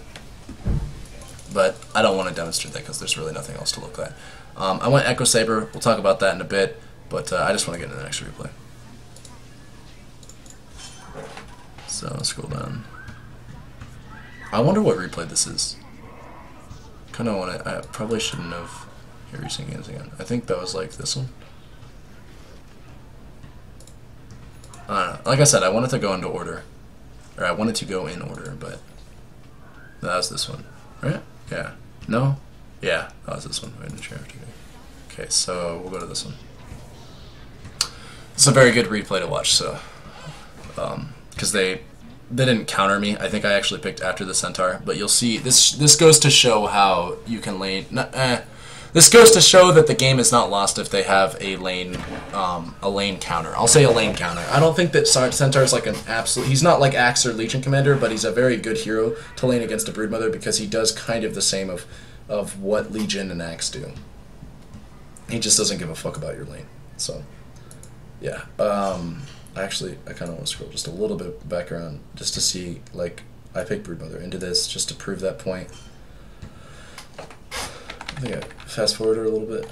If I hit the +10, it'll show both the picks at the same time. So, like, you know, we're sitting there, we got Shadow Shaman, they got a Witch Doctor. I saw Witch Doctor and I was like, oh, it's already looking like a great Brood game. And then, come on, did it bug out? And then they picked Centaur. And after they did that, I was like, well, I mean, I'm trying to pick Broodmother, so I may as well pick it now so I don't fuck my team over anymore. I'll pick it now, and hopefully they over-dedicate to trying to counter me. And lo and behold, they did pick Earthshaker, which is great. I like to see Earthshaker. Well, I mean, it's not like, I don't know. Earthshaker, he doesn't deal with you, and that's what I'm happy about. I was like, maybe they picked that as a specific counter to me, and I'd be happy about that if they did. Because he's not good against Broodmother, I would argue. Especially since you already have a Centaur. It's just like overkill, in my opinion, to target counter someone so hard. Seemingly. I mean, like I said, Earthshaker doesn't... It's... The pubs think that it counters them when it doesn't. So anyways, get that ward, and you go up and you do the same thing that you should do every game as Broodmother. Am I on player? I should be on player perspective. Okay, here we go. Yeah. So near creeps are spawning. I block them this time because I want to get the range creep going first. I want this wave to push into my tower so I can get a really quick level 2, and so that I can kind of like do my absolute best. My decision making is kind of poor here. I put a web forward, but I blocked the creep wave. So this wave is going to push into my tower, but I just wasted my web to do this. So what I do to remedy this is, like, it's going to double wave here. And I guess it's not really going to matter because it double waved right here as opposed to double waving in my tower. But before, like, if I don't want it to like pound into my tower, what I'll do is I'll put the web. I destroy that web. I put it here. And then I auto-attack the creep wave to pull it off my tower. I think you'll see me do that here. So they'll kill this creep wave, but like it'll... Okay, so I'm kind of auto-attacking it here before my creep wave arrives because I don't want my tier 1 to take too much damage. As a Broodmother, you do not want to lose your tier 1 whatsoever. Your tier 1 is like... It's like your fortress. It's like your... I don't know, your spider's nest, whatever. Like, you just don't want to lose that whatsoever. And I think right there I wasted a Q. It doesn't show here, but replays can get bugged. Like, it still shows that it just looked like I threw the Q out there, but I didn't, I guess. But yeah, you don't want to lose your tier 1. You want to preserve as much health on the tier 1 as possible in the early game, because if they ever kill you, you do not want them to go to your tier 1 and actually kill it. Like, they're going to go push it if they're smart, but you don't want them to kill it. And so preserving health on your tier 1 in the early game makes it so that when they try to push it, hopefully you can glyph it and keep it alive. And so anyways, I auto-attacked him there a bit to test if he had return. He does have return. And so what I'm going to do instead of anything else is I'm just going to say, like, already I'm saying, fuck this lane, fuck Centaur, he's got return, he's got a stout shield, I'm never going to kill this guy. So let me just start the creep wave cutting. So I start putting webs in position to move over to his... to behind his tower so I can start cutting the wave. And I know that I do that eventually, but I think I do it after this wave or whatever. After this one right here. Gosh, I hope I do it soon.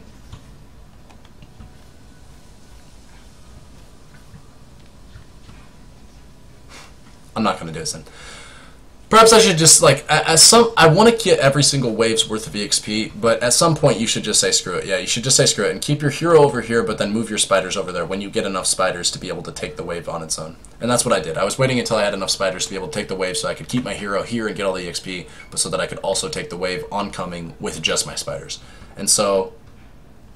when you do this, it's important to make sure you have your soul ring and all the mana regen in the world so you don't have to go back to the side shop and buy those items. Because you're just kind of like, this is your new home, is behind that tower.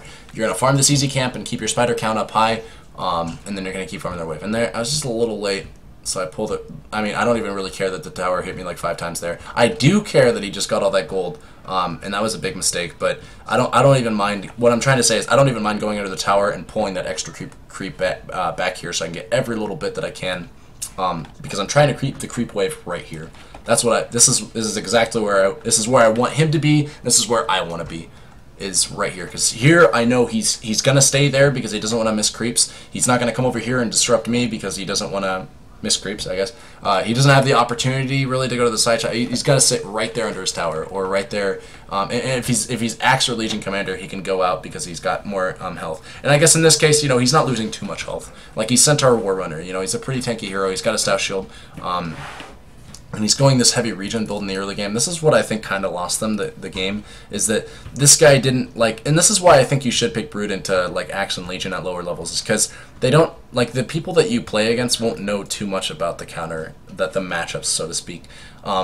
They'll pick Centaur War Runner and be like, don't worry, I'll solo against the Brood. And that sucks that you have to play against him in lane, because he is pretty good against you in lane, in the sense that he can deal with your lane by himself.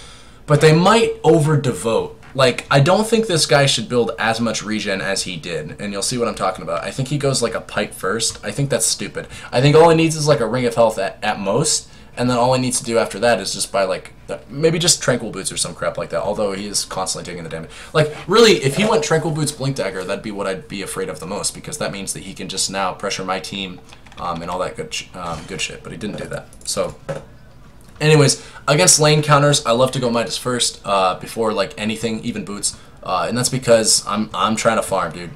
He runs up here and he gets a bunch of spiders. I'm really sad about that. But you see, I got my Midas flown out to me. It's like an 8-minute Midas. It could have been sooner if I think it could have been sooner if I just like moved the courier sooner. I have kind of a problem where I don't get my items as quickly as I possibly should, but you should have no problem getting early Midases on Brood if you're devoting to that. In fact, I even sometimes get like a 15-minute Midas after I get like Orchid or like a really quick Orchid, like just because I want to stay relevant in terms of my reliable gold. Since Midas is super good because it gives reliable gold, which means if you're having a rough game, you can make sure you have item progression. And Brood is like a really good hero to do that on. Also, Brood is really, really heavily dependent on getting level 16 as quickly as possible, because you want every single ability. She's like first world problem to the max. Like, all of your abilities are so good. And we'll get them as early as possible and have as much of an impact with them as as much as possible. So he just ulted there. I don't know if he ulted to help his team out. It looked like he ulted just to like run up to my spiders and use and hit them, which I think kind of is a waste. But I mean, whatever, he can do what he wants. If nothing else, it's a waste of mana, even if he doesn't think his team's not gonna need it in the next 90 seconds, which I think they should. Either way, I'm sitting here, like I said earlier, like way earlier. You want to farm 2 places at once. So I'm farming their wave with the spider army that I'm accruing. I'm farming their jungle. Having kind of a problem with sustain in their jungle, which is why I got my ulti right at level 9, because I was planning on using it, but then I quickly realized, damn, dude, like it's kind of hard to it's kind of hard to sustain all this mana and health that I need. So I go over to their easy camp with this ultimate and heal right up, no problemo. And you'll see, like, I've got all this money, but it's kind of hard for me to go to my side shop and buy boots. And it's also kind of hard for me to assess this game what I really want. Because I was like, it kind of depends on who's getting fed on their team. I might want an Orchid, or I might want to just go straight Deso into Echo Saber and just be this big right-clicking monster that, like, 3-shots everybody. And I think I went for the latter decision. So you can see they sent the Earthshaker top, and I think Tinker comes top, too. Pretty sure they start sending several heroes up top, and then I quickly realized how dangerous this is. I didn't buy a ward for myself, but I definitely should have. No, this is where they're pushing my tower. This is where I get really sad, but then I also... I mean, I'm getting sad because they're pushing my tower, but then I realized, no, I can just go push their tower. It doesn't have to be tier 1. And then they come and they kill me. And this was just a mistake on my part, was I didn't read the map. I saw the Centaur pushing my tower, but I didn't see where their supports had gone to, so they just go out and they get a good kill on me. And that was a good kill on me, because even though they didn't get like the most gold in the entire world, a kill on Brood is all that extra farm that I could have gotten from their jungle just being alive.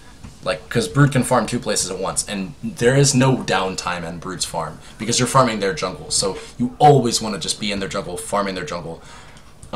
Deaths on you, as I mentioned earlier, they really set your team back. They set you back and they set your team back, because now I've got to work my way back into their jungle, and this gives them the chance to place a bunch of wards without my seeing them. And then I die here again, and at this point I was just like, fuck, dude, man. They're sending so many top, and it just doesn't feel like my team's accomplishing enough around the map, and I was just thinking, like, this is going to be a rough game, isn't it? I had a rough lane, I had a rough lane in the sense that I couldn't get anything done in it. They're going to sit here and take my tier 1. Like, these guys really know what they're doing, and they're going to punish the crap out of this Brood pick, aren't they? And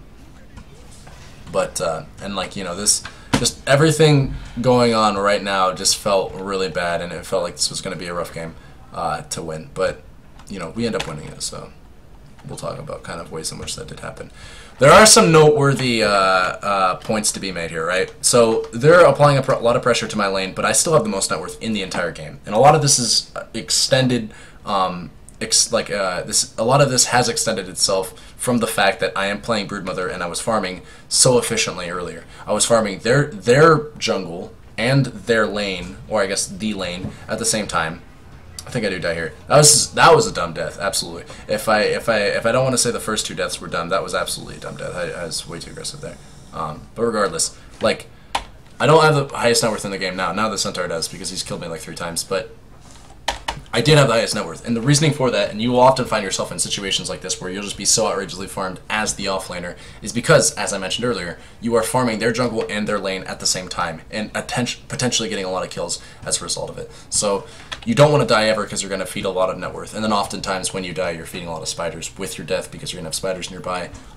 You don't want to die, but it's super nice to have a bunch of net worth to be able to fall back on as a Broodmother. Like, even still, I've died like 3 times. I've got 124 last hits, and I've got my Midas, and still 2,000 gold. So I was thinking in this game, I was like, okay, this is going to be what I call a run mother game, where you're playing Brood, but really you're just playing like, hey, run the fuck away every single time they come and try to disrupt your farm. So I was going to rush a Blink Dagger, and that's, I think, what I end up doing. I'm gonna start experimenting more experimenting more with like Blink Dagger. So don't think that Blink Dagger first is a bad item. I just didn't go with this game because like I wanted to go with what I was comfortable with. I saw basically that they have a Tinker. Coconut can get dispelled by BKB, but then also like Centaur and Earthshaker. Like, this is definitely a BKB game, and I was just like, I need to get that shit first. So that's what I'm gonna go here. And like, look at this. This is a little outrageous. At some point, it gets a little outrageous to see exactly what they're doing. Like,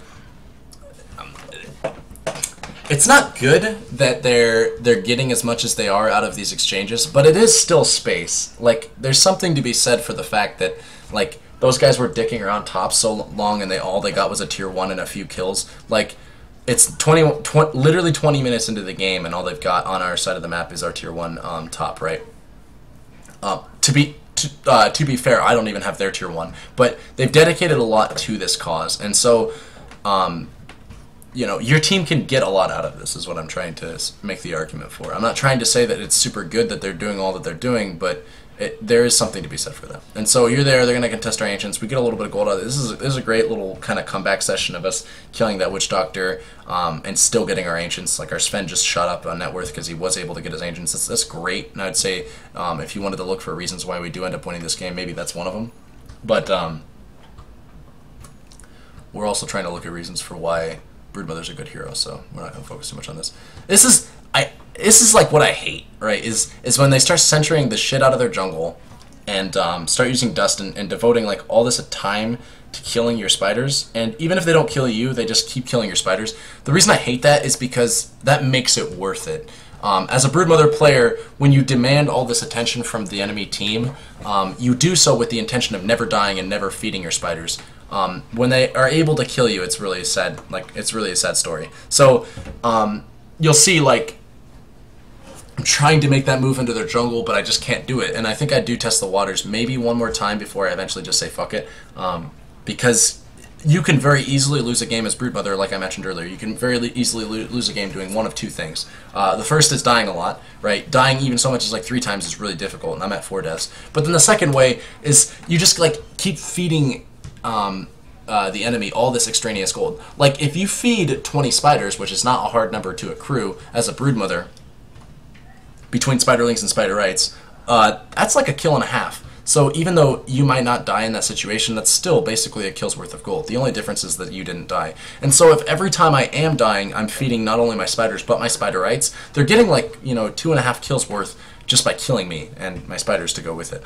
So it's not necessarily good by any stretch of the imagination that I'm taking these engagements. I wouldn't even call them engagements because I'm just straight up dying in all of them. Like, it's not good that I'm getting ganked and dying even though I'm creating all this space, because, you know, they're getting a lot out of it. And like right there, that was a mistake that I told you earlier. Like, I was trying to get my own wards there, and I think I got my BKB, but then they killed that thing, or they killed the courier, so they got like 1,000 gold or some shit like that. It's near 1,000 gold for their team. But there I got my BKB and I popped it. Do not ever feel bad about popping BKB for dust on Broodmother. You could argue that it's not ideal, and I'd probably agree. But my standpoint on this is that BKB on Broodmother is unlike most other heroes that get BKB. And what I mean by this is that you want the low cooldown on Broodmother's BKB almost as much as you want the long duration. Like, you definitely prefer to have a 10-second BKB in a big team fight, but Broodmother getting BKB is almost like you get a diffusal blade for the self-diffuse, or for the self-purge to make sure they can't use dust on you. Like, you're using BKB half the time for its purge anyways, and just to make sure that they can't stick on you with all these sticky, like coconut or in this game there's not too many point and click stuns, but there are a lot in the game. Like, you don't want them to hex you with lion or spike you or something like that. If they hit dust, you want to be able to pop your BKB, run away at the speed of crack, and then eventually get free pathing so you can hop into the trees. That's what you want to do, and that's why BKB helps you a lot more on getting away, as opposed to something like a diffusal blade, which is still pretty decent, right? Like, I'll get a diffusal. Diffusal's a great. Brood's a great carrier for diffusal, especially since she's in the offlane position. You don't usually get offlaners that are like great at carrying diffusal blade. Like, you know, you're great at getting a diffusal blade compared to something like a fucking bat rider, right, or like a timber saw. So, I do like picking Brood and Domini for that reason, anyways. But that's all I was really trying to say there. So, sitting here, kind of being annoying. You'll notice how many heroes there are top, right? Again, this is all space made, and they're trying to get a kill on me, but they're not going to get a kill on me. This does kind of like prompt some fear element to me, where I'm like, oh, fuck this dude. He's just going to keep spamming this and trying to kill me. So I TP back to base, which does suck, but I mean, that was like 3 heroes top, and they didn't get anything out of it. They're going to sit here, and they're going to take my wards, and I am very, very sad about all of this. Don't get me wrong. Like, this is not things... These are not things that are happening that I'm just like, oh, don't worry, all this space is being made. Space is being made, but it's not ideal space. Like, they're getting ward kills out of it. If they're killing wards, that's usually a very good thing. Like, if you know where the enemy wards are ever and you kill them, like, it gives 100 gold, and then that's a fucking ward that you just killed. Like, it's vision that my team's not getting. So it's not ideal. But like, this shit, you know, we see the Centaur bot, and then we see 4 heroes top. The Witch Doctor, like, both their supports and their Tinker, I'm just like, come on, man. Like, this is too obscene. You guys are not allowed. You should not be allowed in a game of Dota to send 4 heroes to deal with somebody for this long. That you should just lose the game because you're spending that much. Like, for the past 5 or 10 minutes, they've just been sending all these heroes to top to deal with me. And this is one thing that, like I said earlier about Broodmother, like, you pick Broodmother and then they just try to deal with you in efficient ways. This is what I'm talking about. Is I'm still 0-4, but my net worth is 4 on the chart. Is 4th rank on the charts, right? I am beating their mid lane, and the 2 supports that they are sending to deal with me. In terms of net worth, right? So the heroes that are trying to obstruct me, I am still beating in net worth. And some of this is in part due to the fact that I built a Midas. That's why I really like Midas, is because it keeps your farm static when your situation does not allow you to be a static farmer. When you have 3 heroes coming top constantly to pressure you, it can be very difficult to keep your GPM as high as you would like to. So Midas helps you kind of keep up in that respect. And if you ever die, you're not losing gold from the Midas, because the Midas is reliable gold. So that's why I like Midas. But the big thing to note here is that you're gonna get obstructed. If they're sending 3 heroes to deal with you constantly, whether you have a Midas or not, you're gonna have your farm impeded in some way. 3 heroes will get to obstruct you in that respect. The thing is, your team should be able to take advantage of all the space that you're creating, and their heroes shouldn't be farming so inefficiently because they're sending 3 heroes to 1 lane to try to deal with 1 Broodmother. Like, as long as they don't kill you in too many spiders, that they're not going to get enough out of you to justify that, and they're gonna start falling behind. Like, that Tinker and that Earthshaker and that Witch Doctor are all really far down on the net worth chart, right? As their support should be, but their Tinker was their mid laner. That guy should be a little bit better or higher up on the net worth charts, but he's not. And like I said, this is all due to the fact that they're very inefficiently trying to deal with me. So I'm playing safe because I need to, but it's fine. Like, I'm third. You know, I've got 1,250 net worth to my name. I'm fine with the items that I have. I'm fine with the rate at which I'm acquiring items. I'm not in this huge hurry. Like, I've got an Echo Saber and BKB at 31 minutes, you know, with a Midas to continuously farm. Like, I'm going to do a lot of damage in a fight no matter what, and I'm going to do my job as a Broodmother in this game. That's all I'm trying to say. And so, like, look, like, they're still adamant about dealing with me, and I don't even think they get me here. I think, yeah, I pop BKB, and I think I TP, or, yeah, I just get away.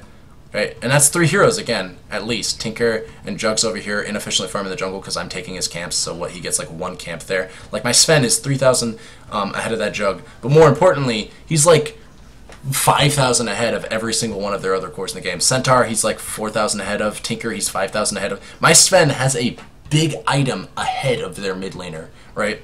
And then my mid laner is ahead of their mid laner. Like, it's not the perfect situation to be in, because, again, like, my ability to impact this game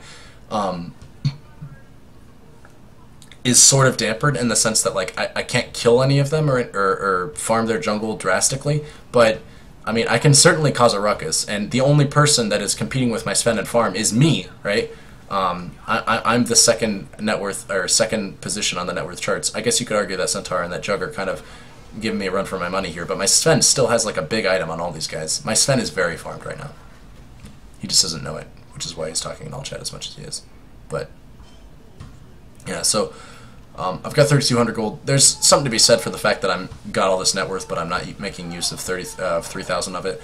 It's because I don't really know what to buy right now, and I can't really, like, I know this sounds lame, but like I can't afford to open the shop right now and give up the efficiency of playing Dota to sit there and shop for items. I've only got 3,000 gold too, so it's not like I can buy an item in its entirety. And you can make an argument for, like, Wired, like, you should buy an item before you lose most of your net worth, and that is true. Like, if I died right now, I'd lose 480 gold, and I do have 2,400 worth of unreliable gold, so I would definitely lose 500 gold, and that sucks. The thing is, like, I don't really know what to buy. Like, I have a BKB and I have an Echo Saber. The next item that I'd want to get, I think, is Deso, and that's what I think I do end up getting, just to enhance my right clicks more, because it's a little too late for an Orchid. It just really wouldn't do too much this game. You know, Jug would just get a Manta if I was ever trying to use it on him to blow him up.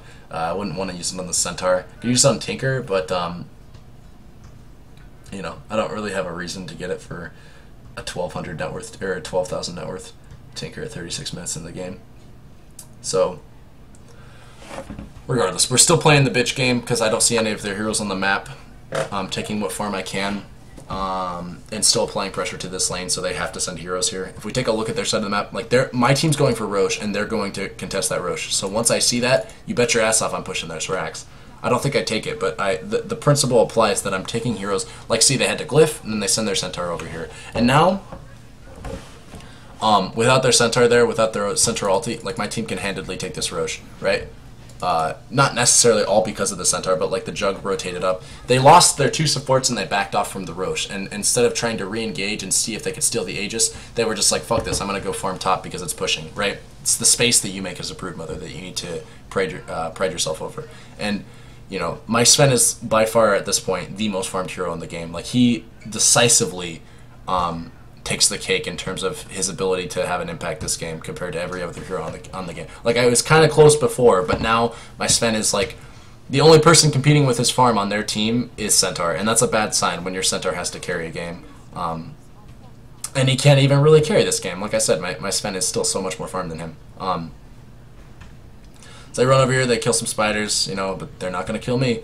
I run away, you know, I'm chilling. Space Maid, again, Kappa. No Kappa. And yeah. Again, you could say things like, Wired, you got carried this game, and I wouldn't argue that that's, like, a truthful statement. I guess what I would really want to respond to, like, the way that I would want to respond to a statement like that is that I allowed my team to carry me this game, if that makes sense. You know? I made the space required for my team to be able to do things that they would not otherwise be able to do if I was an offlaner that wasn't able to make this much space. And so the statement that I got carried this game is as much of a truthful statement as I carried myself this game is as a truthful statement. You know what I mean? If that makes sense? I hope that makes sense. Anyways, I get my Deso and I get my bots. I get bots here. I don't know if it was the right item choice, but I definitely get it because I was like, man, I gotta fucking make some space here in my inventory slots. I still need to keep my Soul Ring. Well, in my mind, I was like, I still need to keep the Soul Ring because, like, I don't have enough mana. In reality, maybe I should have traded out the Soul Ring and kept my Phase Boots because Phase Boots still have a lot of value in terms of, like, in a fight. You know, you're kind of easily kiteable. Like, if the enemy has a BKB, then if the enemy has a BKB, your in-cap bite does nothing. So to keep in range of targets while you're on your web and they're breaking your free pathing, you kind of want to just phase up to them.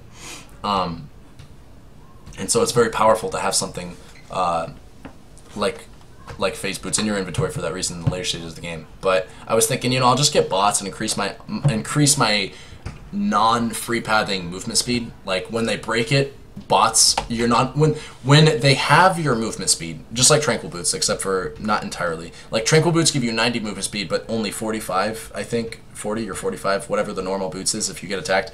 It's just like I mentioned earlier. This movement speed bonus gets halved if enemies attack you. It says it somewhere in there. Yeah. Spin web can be cast from anywhere as long as the web touches.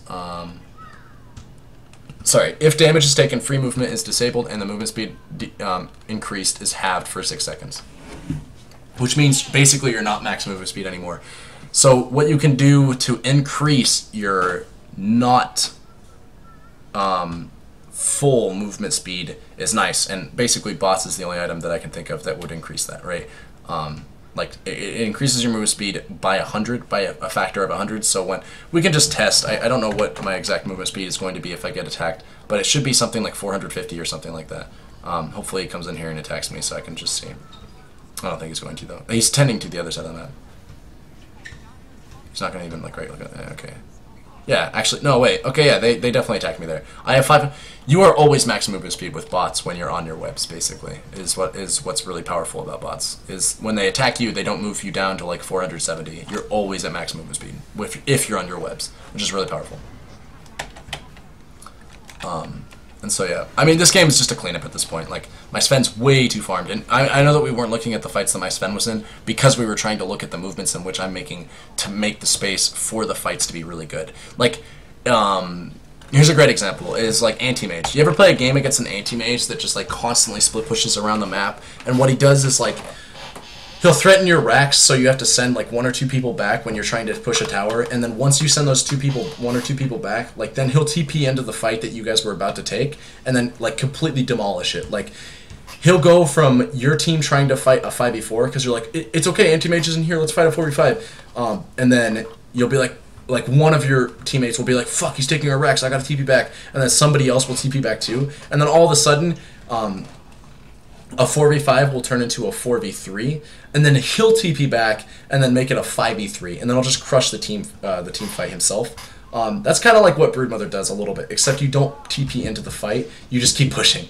Or you just kill the motherfucker that TP back for you and keep taking the racks. Like, they'll be fighting over here, you know, on like your tier 2 or maybe even your tier 3, and I do TP back for tier 3. If they're trying to threaten racks, I'll TP back and throw some webs down in team fight, and we can look at some replays maybe where I do that if what we pull out of the hat deems like that. But if my team is like decisively losing a fight at a tier 3, and it looks like we might lose racks, or if it just looks like a really like close fight, like I say to myself, I'm like, all right, if I push out this wave and I TP back, we can probably win the fight. Then I'll definitely TP back. But otherwise, if they're just going for a tier 1 or tier 2, like pressure that tier 3 as much as possible, because tier 3s are always worth more than tier 2s. So it only makes sense for you, instead of screwing up your entire web network and wasting a bunch of time TPing back to a fight that, like, yeah, maybe you could kind of win it, like take more lives than you end up losing, but maybe you'll die in the process and feed a lot of net worth or some bullshit like that. Just stay there and have your team fight a 4v5 until they TP back for you, and then back off and go farm their jungle. Like fuck all that mess about trying to fight fights all the time. Broodmother is not that good at joining in these fights that are on sides of the map that don't favor her. Like, she really benefits from rotations because your team is moving into your side of the map. She doesn't so much benefit from rotating herself because, you know, she doesn't have webs over there. So, anyways, let's check out this Broodmother game where it looks like I did lose, but I think I probably played well. I don't know. It's hard to assess that from just the score screen, but I do want to look at a game where I lose. And what's good about this replay as well is that I'm playing as a Timbersaw, and I do think the Timbersaw goes to my lane. I'm not entirely sure. He probably won't, actually, now that I think about it. Like, it's fucking 4K. I can't give these guys too much credit. But I want to think the best of my opponents and assume that they didn't. No, I take that. I take everything I just said back. I remember this replay very vividly. The Timbersaw does not come to my lane. What ends up happening in this replay is very unfortunate, but we'll see it. Basically, I lane against like one of the easiest heroes in the entire game to lane against, which is Lifestealer. And if I can just get on a small diatribe about that, Lifestealer as a hero is really strong right now in the pub meta. I know. I don't know. Like, I see him picked sometimes in the pro meta. I don't know if he's good. I'm just gonna go like because I don't watch too much. I don't watch enough pro Dota to make that assessment. But I know for an absolute fact that in the pub meta he's like a dominant pick. And so what I'm trying to conclude from all this is that picking Broodmother right now is like never been better because a lot of the heroes that are strong, like Lifestealer, get like absolutely face rolled by Broodmother. Like Lifestealer can do nothing against you in lane because he starts with I think 0 or 1. Yeah, it's 1 armor. It's like exactly 1 armor. It's 1.6 actually. I take that back. But it's like he starts with like no PDR. It's a physical damage reduction. So you know he's standing next to his tower, so he gets like +3. But without it, check his physical damage reduction.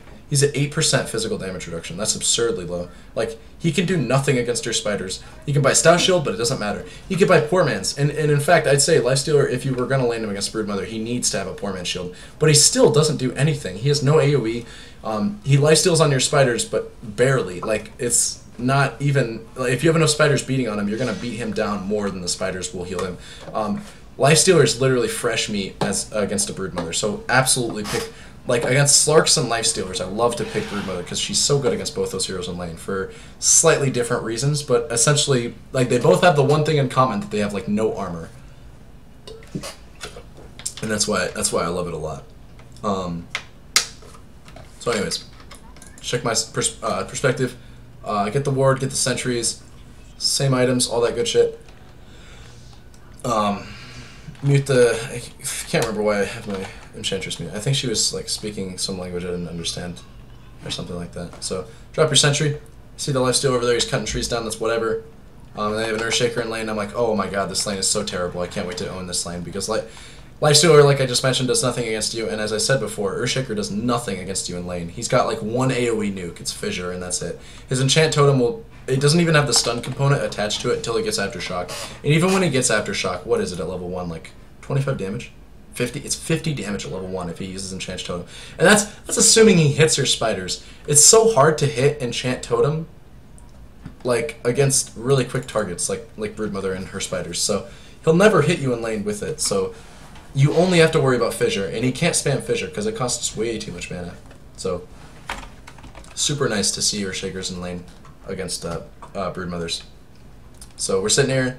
I'm doing the tower. I'm doing the pull the creeps away from the tower thing. I didn't get that last hit, but I got the spider, which was the important part. So I even said to myself, I was like, you know, I don't really care too much about missing the last hit. Like it sucks, but at least I got the spider. So now I'm just building up the spider army, and I think I already have like 4. And that's enough. Like 4 spiders and my hero, that's enough to just start beating him down. So that's what I do. Place another web, and I just start getting these right clicks on him. And look at his health. This is just from spider right clicks. I go and I get some extra damage under tower because I can go disjoint the tower. Like I can disjoint the projectiles by fading into invisibility because they have no detection. So look, I almost baited out a Fissure because I got this guy's health to almost 1/4. And that's just from right clicks. I don't have an Orb of Venom. I don't have like a crazy amount of spiders. This is just like pure, simple, good old-fashioned 1 or 2 spider right clicks. It's because he can't do anything against me. So this guy starts the sentries and crap like that. Sentries over there. I eat both of them with my tangos. He fissures because he gets mad. That's the good old 40 gold fissure where he steals the last hit from his carry basically. I'm just kidding. He got spiders, but I think he also took a creep, and it accomplished nothing. That fissure was a waste, and this is why your Shaker sucks in lane against you. Is because that's his contribution to fighting Broodmother, is throwing out 1 fissure, and that's it. So I think he even leaves the lane at this point because he's frustrated. He's like, man, I don't have any detection against this Broodmother, and I don't have any more mana, so I'm just going to go leave and pop a Clarity. I think he pops a Clarity and he goes mid. I can't remember exactly what he does. No, he goes and pulls, and that's also lovely too. You love it when people pull because it just gives you an invitation to cutting their creep wave. If they pull, then they take 1 creep wave away from you, and then you take 50 creep waves away from their carry because you just start, like, he's inviting me to go, watch. I realize at this point, I'm like, okay, just the catapult, alright, you cut my wave. Let me plant some webs down and go over there and say hello. So I go over here, I check the creep wave to see how good the pull was because the neutral camp is gone, and then I realize, oh, it's a shitty pull, he didn't even stack and pull. So I go back over here and I just start diving the Lifestealer. And I think he fissures. I can't remember. I don't know. I do a lot of damage to him, clearly, you know, because he doesn't have any, because he's Lifestealer and he has 1 armor. Just sit here, and then he pops Rage, and then he fissures, and then I was like, okay, that's like 200 mana.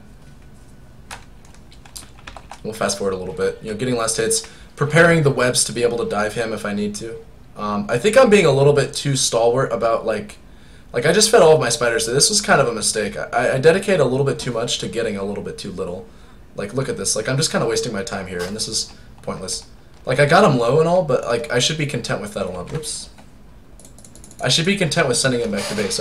I didn't realize that he was back at base, but I should be content with getting him in low in lane and keeping the spider army high, because if you saw there, my spiders actually tanked so much of the tower that I lost all of them, and that's not good. Like, your spiders are supposed to tank the tower when you're going for dives, but that you shouldn't lose every single spider. You should have so many spiders that the tower cannot, like, literally cannot account for all of them. And so this is what I'm talking about. He goes back to base, comes back in, gets me kind of low, but I kill him, like, just like that, easy peasy. And keep in mind, my health is completely inconsequential because I have 12.2 health regen per second. I've got a soul ring, like, and I'm on webs. Like, I'm not gonna die in this lane whatsoever in terms of, you know, getting out sustained or some shit like that. So he TVs back in. I went for the Blightstone Orb of Venom build, like I mentioned earlier. It's really, really powerful against targets like this that have no AoE, and their only escape is running. Like, I'm just gonna sit here and decrease his armor by 2 and kill him. And that was pretty smart of him to infest. I didn't realize that he was level 6. That was my mistake. It was at the time that I realized that I was level 8 that I was like, huh, he might be level 6. You know, he's actually been laning against me. I'm still the highest level in the game, but, like, you know, he's up there, which I thought he'd be level 4, honestly, because I'm owning him so hard in lane. But he should have stayed in the creep. I don't know why he ever... Like, he should just hop into one of my spiders and hijack it and jump and run away. I don't know why lifestealers don't ever do that, but... You know, that's like the one thing they can do against you is force you to not use your spiders against them, because if you do and they hit level 6, they can just hijack your spider. But instead, he hopped in it and then he farmed. He was like, "Oh man, the juicy spiders! I can't wait to blow all of them up." And he blew a few of them. He blew a few of them up, but then I killed him. So, I would call not worth there. Either way, sitting here in lane, doing what I can.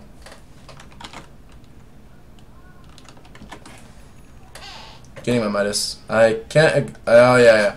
So I went Midas this game because they had a Timber Saw. They just had... Like, a lot of these heroes can easily roam on me, cut my trees down and stuff like that. And I was just feeling like, you know, it's a Midas game. It's not a game where I'm going to be able to, like, build an Orchid or some shit like that and destroy all of their heroes. Like, Orchid destroys, what? Like, Lena, I guess? Kinda?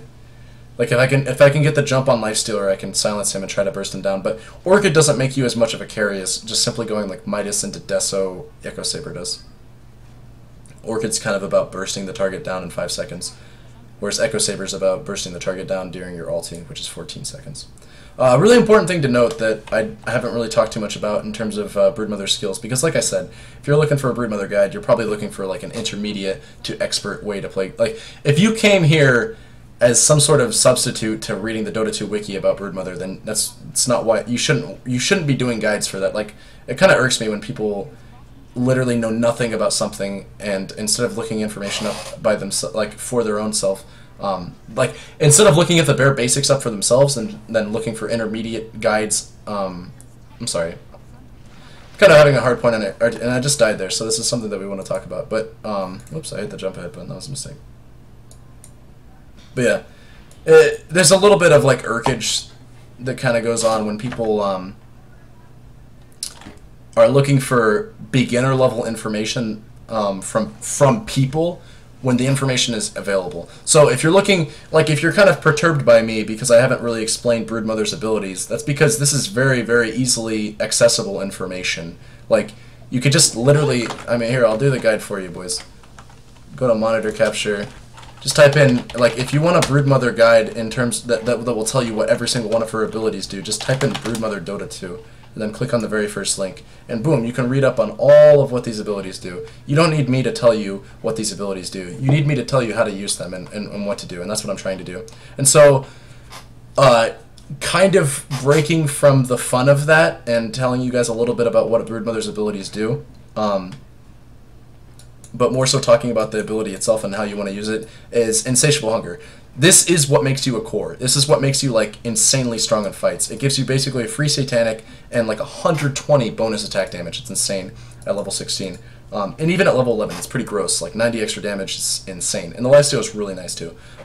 It's insane. The only two elements about it that suck are the cast animation, which make it so that you have to kind of use it from out of sight, because you don't want to go in there and like start the fight off by doing the 0.2 second cast animation. It's kind of unfortunate. Like if you see easy prey, you should use this out of sight so that when you go in, you start the fight with all this extra bonus damage. It's like you'll waste a second's worth of the duration, but you won't miss any auto attacks using Insatiable Hunger. You won't miss any auto attacks because you're not using it near the. Just trust me on this, okay? You do not want to waste the cast animation when you're in the middle of a fight. You want to use it kind of prior. Because oftentimes you're about bursting targets down in short periods of time. Because 14 seconds is very much long enough. They could half this to 7 seconds of duration, and I think it would still be an amazing ability. Don't do that though, please. Ice Frog. Anyways, though, the second element of this ability that really, really sucks is it can be purged. And I can show that in a real game, but just like, it's right there. The information. Just trust me on this, okay? This ability can actually be purged. It's one of the few like super buffs that somebody can apply to themselves that can be purged that I can think of that are still left into the game. Sven's God Strength used to be this way. You used to be able to purge God Strength off of Sven, but they changed that because the hero was worthless as a core when that was the case. Because it's like, oh, he just used God Strength, guys. Just literally use Yules on him, or use I don't know, Oracles. Oracle wasn't in Dota 2 back then, but just literally just purge him. Like Omni Knights would even repel enemy Svens just to purge off God Strength because it's worth it. Because like that's his claim to fame is God Strength. God Strength is what makes Sven a really strong core, and without it, he would not be that powerful of a core. Broodmother's kind of the same way. Broodmother would be a lot different of a hero if she did not have Insatiable Hunger and instead had some weird nuke as like an ultimate ability, like Super Spawn Spiderlings or some shit like that. Like. I build items like Echo Saber and Deso to amplify her ability to destroy targets in a very short period of time. Deso just gives you insane raw damage and it builds out of great items that you want to buy. Basically, Blazestone. Blazestone's such a nice item to pick up from the early game side shop that it's such a good, like, it's a great item. But also Deso's kind of cheap, so I can get it really quickly, which means I can get it in the mid game. When I've like accelerated my farm to like I'm 4,500 net worth. At 11 minutes into the game. That means my GPM is something like 400 something. Yeah, it's like 400 GPM. It's really, really good. Like, I've got an insane GPM, and I've got a Midas to even bolster that more so, like, because my Midas has a root. I don't think my Midas has kicked in. I got it like 2 minutes ago. I guess it kind of has kicked in. But, like, my GPM's insane, so I can get all these... I can get really good, like, mid-game items at an even earlier time than you would normally get them. This is why people sometimes go Dagon on Brood, is because you can get it so quick. And you don't really need to buy boots. Usually if people go Dagon on Brood, they're not buying boots because she's like one of the few heroes that can get away with not buying boots pretty early. So you just go Dagon and you get like a 14-minute, 12-minute Dagon. And that's fun. That's good old classic pub fun. I don't think that's good, but Deso is good, and Echo Saber is good. Deso, for the reasons that I mentioned earlier, it builds out of good, cheap, cost-efficient items, and it itself is a really cost-efficient damage item if you just need raw damage. Like, reasons that people go Sanj and Yasha is because like the stats on it are really good. Like, it gives you health and it gives you agility as opposed to just straight-up damage. And it gives you utility because it increases your movement speed and decreases the enemy's movement speed when you maim them. But Brood doesn't really need any of that. You have in-cap bite. People can't fight you during your ulti because of in-cap and Insatiable Hunger. Just insane dueling spells. All you need is that raw damage to just burst somebody down in like 2 seconds.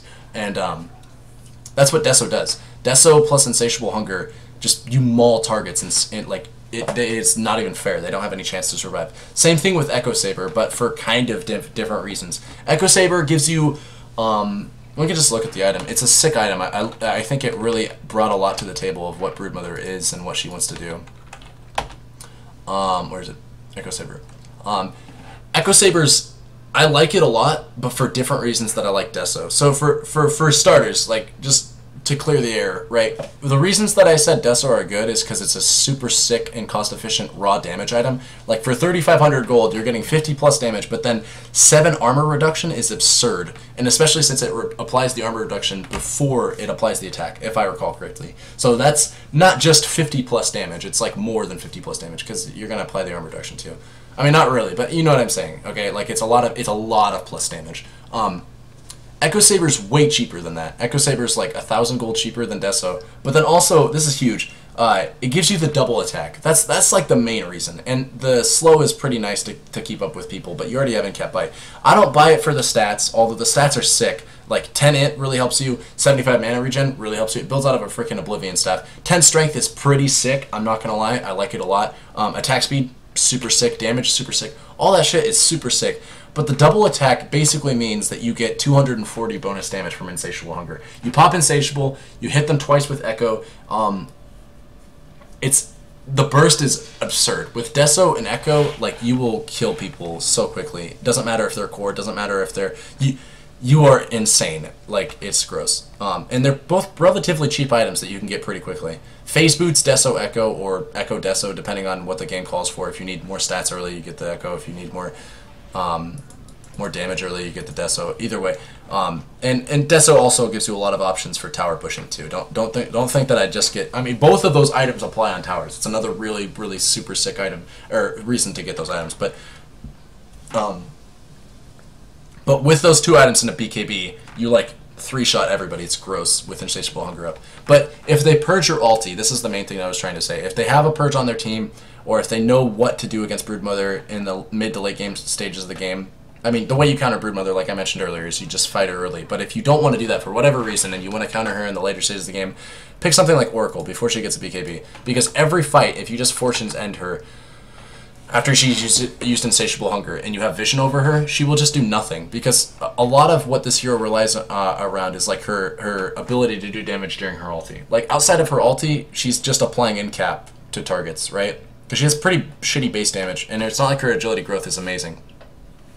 Like, she's not going to dips down targets with Deso unless she has Insatiable Hunger. Unless it's a support. Like, supports she trades really well with. But without Insatiable Hunger, she can't man-fight people. And she doesn't have, like, crazy... It's a 280 damage nuke, you know? And it's not like Spin Webs does damage or anything. Like, she relies on Insatiable Hunger. So what I'm trying to say is, if you're playing against Broodmother, purges are really nice. If you're playing as Broodmother, keep in mind that your ulti can get purged, so you want to play around that in fights. And most importantly, you just...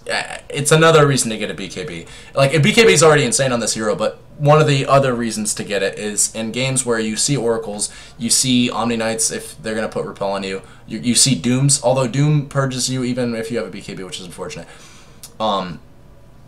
Purges are the bane of your hero, and so you want to get a BKB, because most purges in the game do not pierce BKB.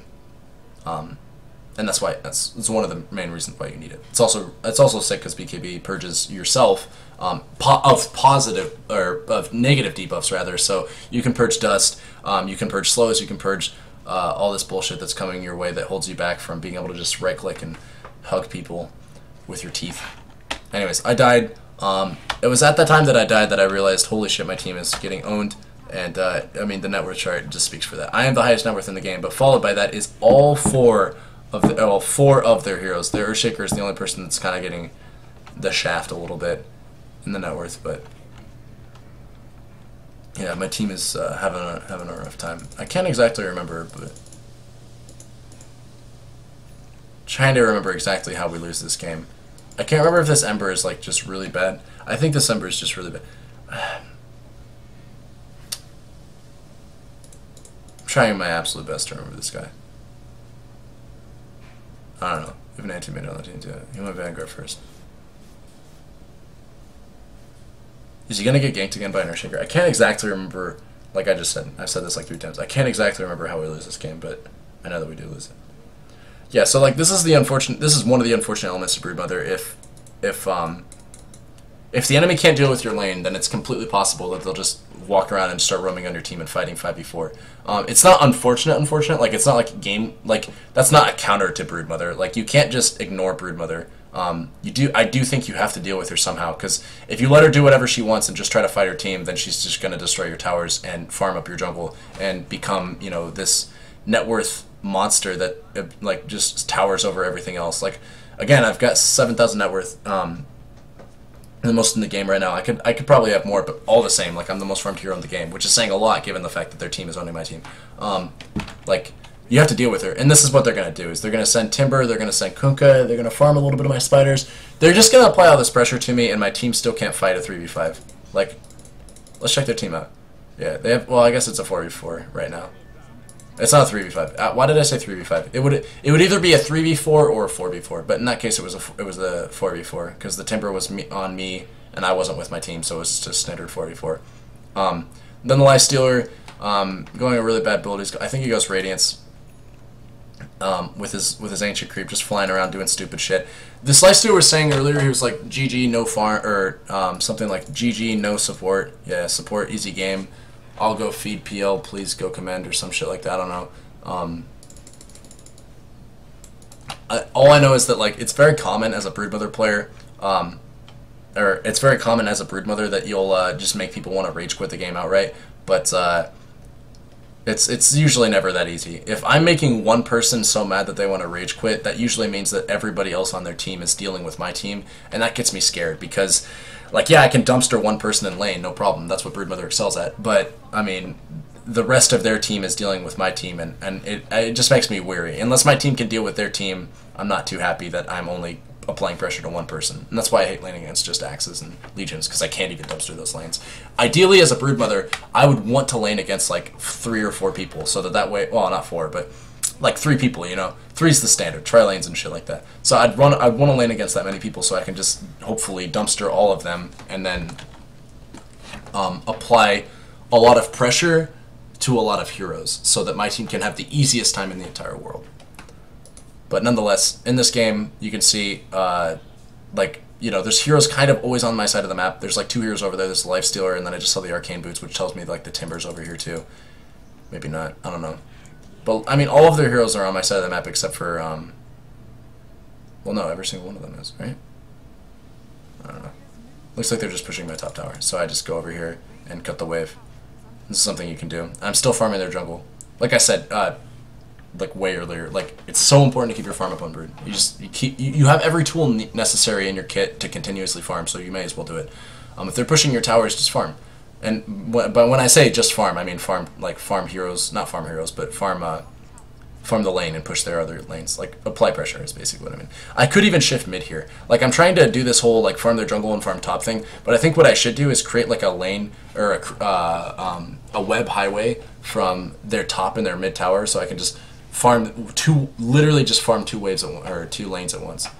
Like, with spiders on one and then my hero on the other. But Lifestealer comes here, he farms a few creeps, but for the most part he's just, you know, wasting time. I don't know. Honestly, that Lifestealer is inconsequential this game, but it didn't matter, which was unfortunate. So I got my deso. Like I said, it's good for pushing towers and stuff. Looking back, I don't see why deso would be a terrible item pickup, but maybe an earlier BKB would have been nice to make sure I can get away as much as possible. And here they are spending 2 heroes to kill like 4 spiders. You know, again, space, but it's not gonna matter because I just don't feel like my team is doing enough with the space that is being granted to them.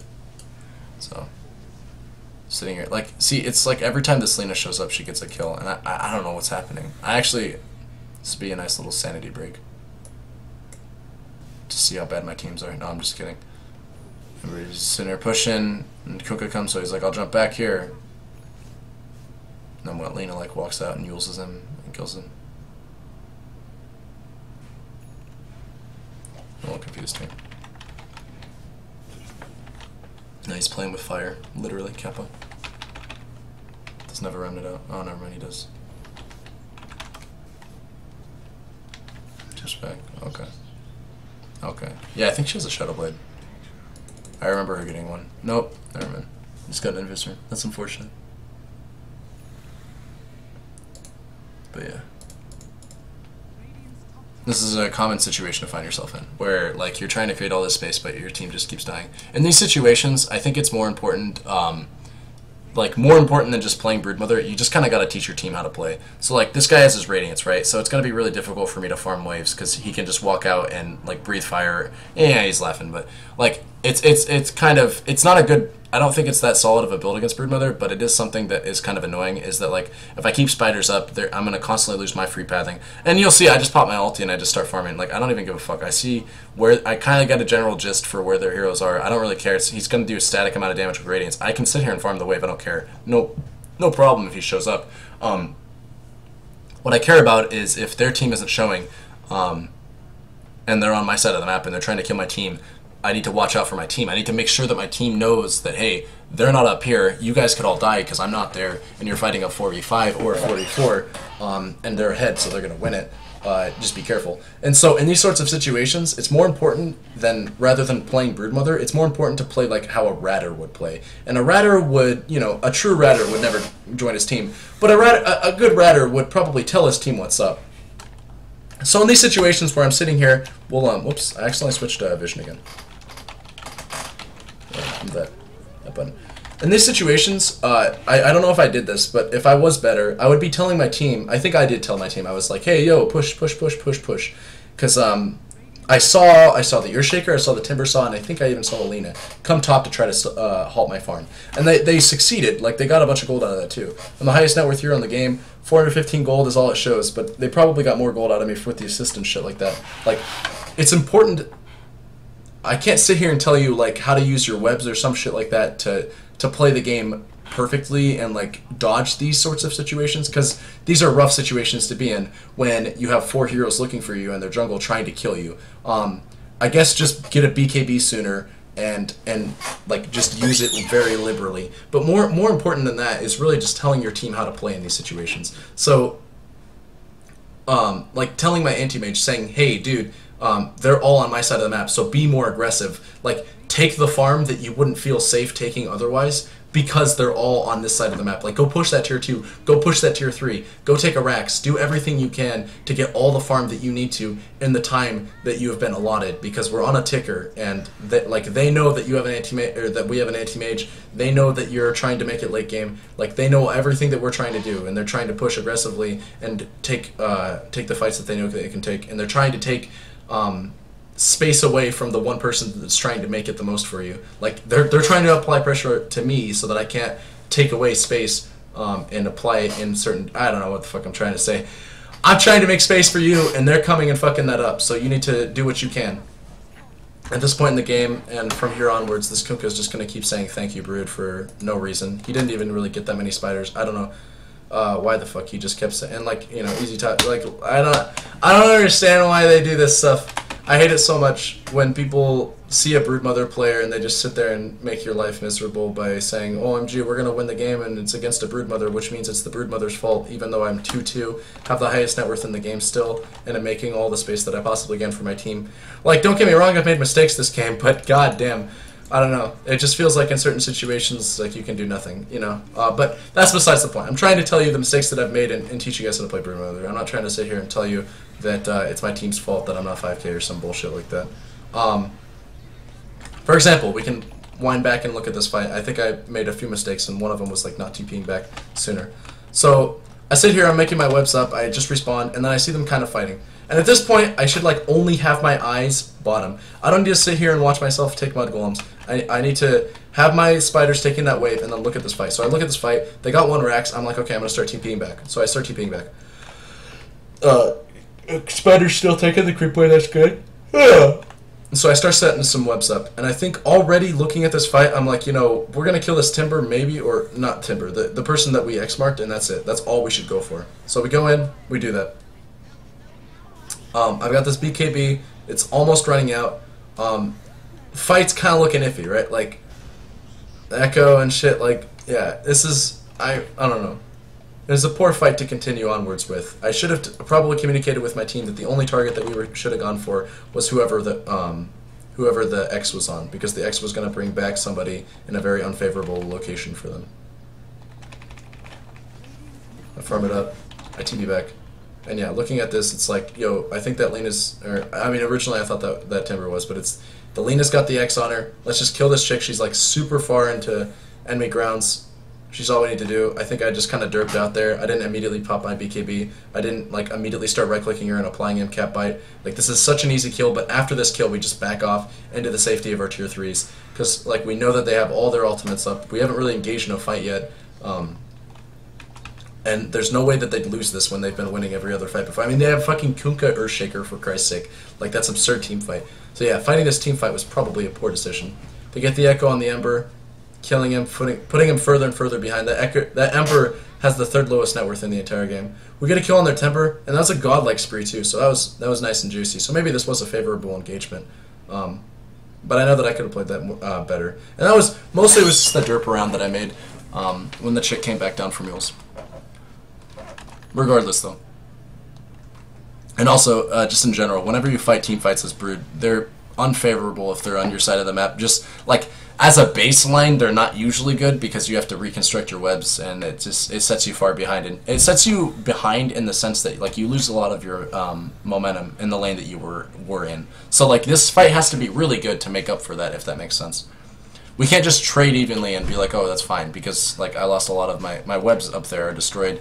I have to, like, play freaking construction worker trying to make these new webs and whatnot. So I go in, almost die, you know, popping my BKB in unfavorable situations. I should not have popped my BKB there. Didn't use it. Salve up, come back in. And yeah, there's no way that we save this Rex. This thing's going down. And from here, pretty much the game's over. They're still saying easy top, and like, I don't know, man. Expect a lot of that shit, by the way. If you're playing Brood and you're owning, and it makes people very mad, and people do not like to lose to Broodmother. So when they eventually win, but they got owned, they get very mad at you. Here's a game where I fed a fair bit. It was probably a good game to learn from. Sorry.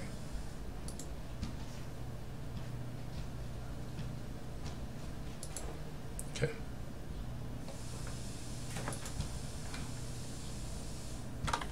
It's probably the last one we'll look at too. I feel like I've gone over a fair bit of what we can. There's really probably not too much to look over.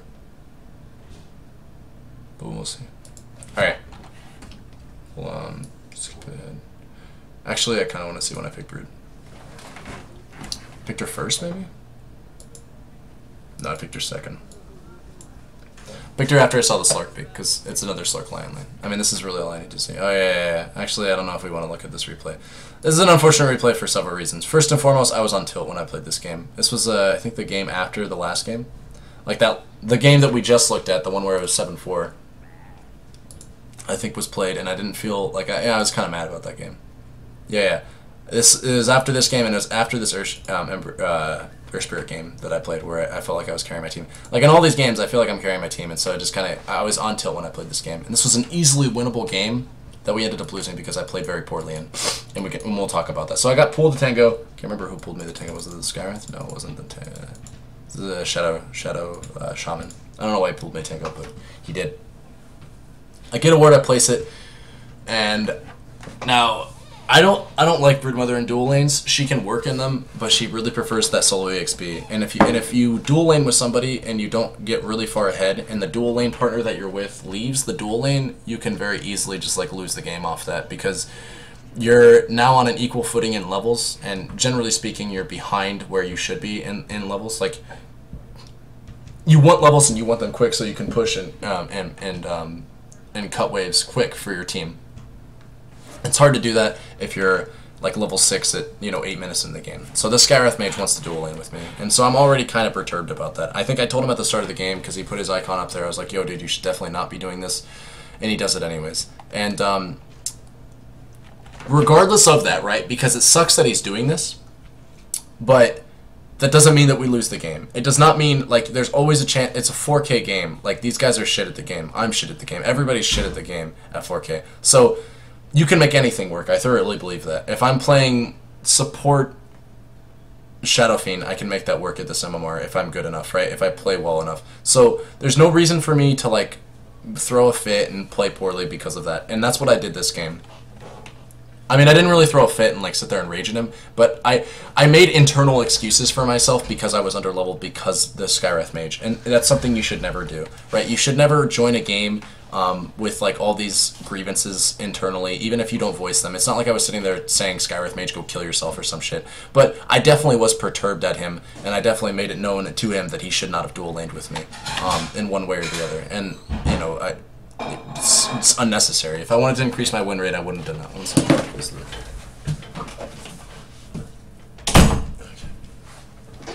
So this will be a good game to observe, just because it kind of shows Broodmother's a little bit of Broodmother's dual lane potential, and how I don't think it's the best, but you can certainly do it. So Start off, you know, things are going swimmingly. Get that last hit on the big creep, that was nice. It's against a tri-lane, and I'm with a dual lane. Now, normally against this tri-lane, this would be a pretty scary tri-lane. You wouldn't really want to be fucking around too much. You'd probably want to be leashing a lot of EXP, only showing yourself when you absolutely think you can get a last hit and get away with it, and not really fucking around outside of that too much. I placed that ward down just to see the rotations, but like I said earlier, I probably wouldn't even have placed that, even if it is against a tri-lane. All I really want to see ever is if they have dust or not. So I probably, if I'm going to place a ward, should put it right behind their tower to see if they TP back in or get a courier coming with dust. Because I just want to make sure that if they have dust, I know that they have dust. Because sentries don't cuck you too much, mostly because we start sentries, but dust really does fuck you. It slows you down to a screeching halt at the early game. So we're sitting here. I'm at level 3 at 4, or I'm at level 3 at 4 minutes in the game. Again, not ideal. You want to have your levels a lot quicker than this. And this is, you know, again, this is kind of like me a little bit blaming the fact that we are on dual lane. But we got a kill, and I didn't die, so I was super happy about that. And they called a GG at the start of the game. Get a double kill, super sick. I think we even get a triple, but the Skywrath dies. Actually, I don't think I get a kill here. Yeah, this was unfortunate. Because I didn't unsleep myself with the spiders. Maybe we do? No, that guy doesn't die. No, yeah, that's right. It's good shit. But I made a play mistake there, all things considered, because I didn't do my thing, or I didn't do the thing that I should have. And then here's like the start of my big mistake. I didn't unsleep the spider, and that's what I was talking about. You can use your own spiders to unsleep yourself, because they're units, so you can just right-click yourself with your spiders, and then it should put you at. One of your spiders will be put asleep, but then your main hero won't be, and that's way worth it. But this right here was the start of me being stupid. I didn't check that Slark's items just to see if he had a dust. It's very unusual to see the carry by dust, but I mean, who cares if it's unusual? If he gets a kill off it, that's all that matters. So I didn't see him by dust, and I played a little aggressively under the assumption that he didn't have dust there, and they get a kill on me, and I was kind of tilted about that. And I don't know if I like sat here right now, sitting, you know, told him like, yo, dude, you're in my lane, you're leashing my XP. Like I could have lived there if it wasn't. But I do think I do that eventually here, and it starts to show. And so he's still playing aggressive, and you know I die here because of it. I'm pretty sure. Yeah, because he dusts again, and I know that this all isn't worth it for the record. Like we're getting kills on our line, but getting kills on their supports while their carry's getting fed is usually not worth it, and especially in a dual lane where like, I think the Skywrath may have died there too. It looks like he did. Like it's just generally speaking not worth it. So I'm just kind of starting to get a little perturbed, and these are just situations where I should calm down and like play more aggressively. Like this Skywrath wants to play super aggressively himself, and I should just be like, no, like I should voice to him, like I should actually just sit here and communicate to him as opposed to just like twiddling my thumbs and being mad. I should communicate to him, hey, I know you want to play aggressively, but this was not the game to dual lane. Like I think dual lanes personally are really only good against like really weak tri lanes or dual lanes themselves. Like a strong dual lane against a weak dual lane. Obviously, the strong one wins, right? It's when those tri lanes come in that dual lanes start to lose their power. And this is a tri lane that we're going against, right? If it was just the Lion and the Slark, we'd have no problem crushing these guys over and over and over again. But the threat of the Bane coming out and cucking us is definitely a very real one. And at this point, the Slark has gotten enough levels, and he's killed us enough times that I do think that we have lost a lot of our power, so that even if the Bane doesn't come back, you know, the Slark definitely has a lot of pressure himself. So Skywrath eventually starts to roam, but I mean, I'm very underleveled for my position in the game, and the Bane's here, and it's officially a tri-lane. They come out and they dust me, and I'm dead here. And not only am I dead here, but this is just going to be like the start of a continuous cycle of me dying and feeding not only my own life, but my spiders. And so, like, yeah, the Skywrath got a kill there too, but I kind of got mad. As you just saw, I muted everybody in the game because I was just kind of mad. I was just tilted, and I just start to die over and over and over again. And again, this is me playing aggressive when I have no business playing aggressive. This is me having a rough start. Like it wasn't like a super rough start, but then me dying afterwards made it a rough start. And then also, just like I said earlier, I do think that Brood really excels in those solo lanes when she's able to get a lot more EXP than this. Like, I'm 7.5 at 10, and I usually want to be around 9 or even 10 right now if I'm dominating hard enough. But the reason I say that is because you can actually get those EXP numbers. Like, you can go and farm the easy camp, but I can't do that right now because I am underleveled, and because they have gotten enough kills to be able to pressure me when I'm doing that. And so I'm playing the game as if the situation was one thing, but it's not, if that makes sense. Like, I'm playing the game normally when this is not a normal game, is what I mean to say. And so I need to play this game differently, but I'm not adapting. and I'm instead just kind of getting mad at myself and getting mad at the game and playing it differently. And so I noticed the Slark's getting really low, but I'm not going to kill him. I even knew that Q wasn't going to kill him. It just made me sad that oh wait, did I kill him? No, I think this Invoker, yeah, the Invoker got the Sunstrike on him, which made me kind of happy, but I mean, I didn't get any gold for that, so it was just nice to kill him there. It's always nice to kill their carry. But all the same, we're doing the farm game, we're doing the farm thing. I'm getting a Midas to try to catch back up, but you know, can only do so much. Like I'm middle of the road for net worth on the net worth charts right now. This is not where I like to be as a Broodmother player. I know that the hero, I'm not going to say that she revolves around being highest, and that was just poor play right there. Like, I could have backed them off the spiders a lot sooner. For the record, this is just like a general play tip thing.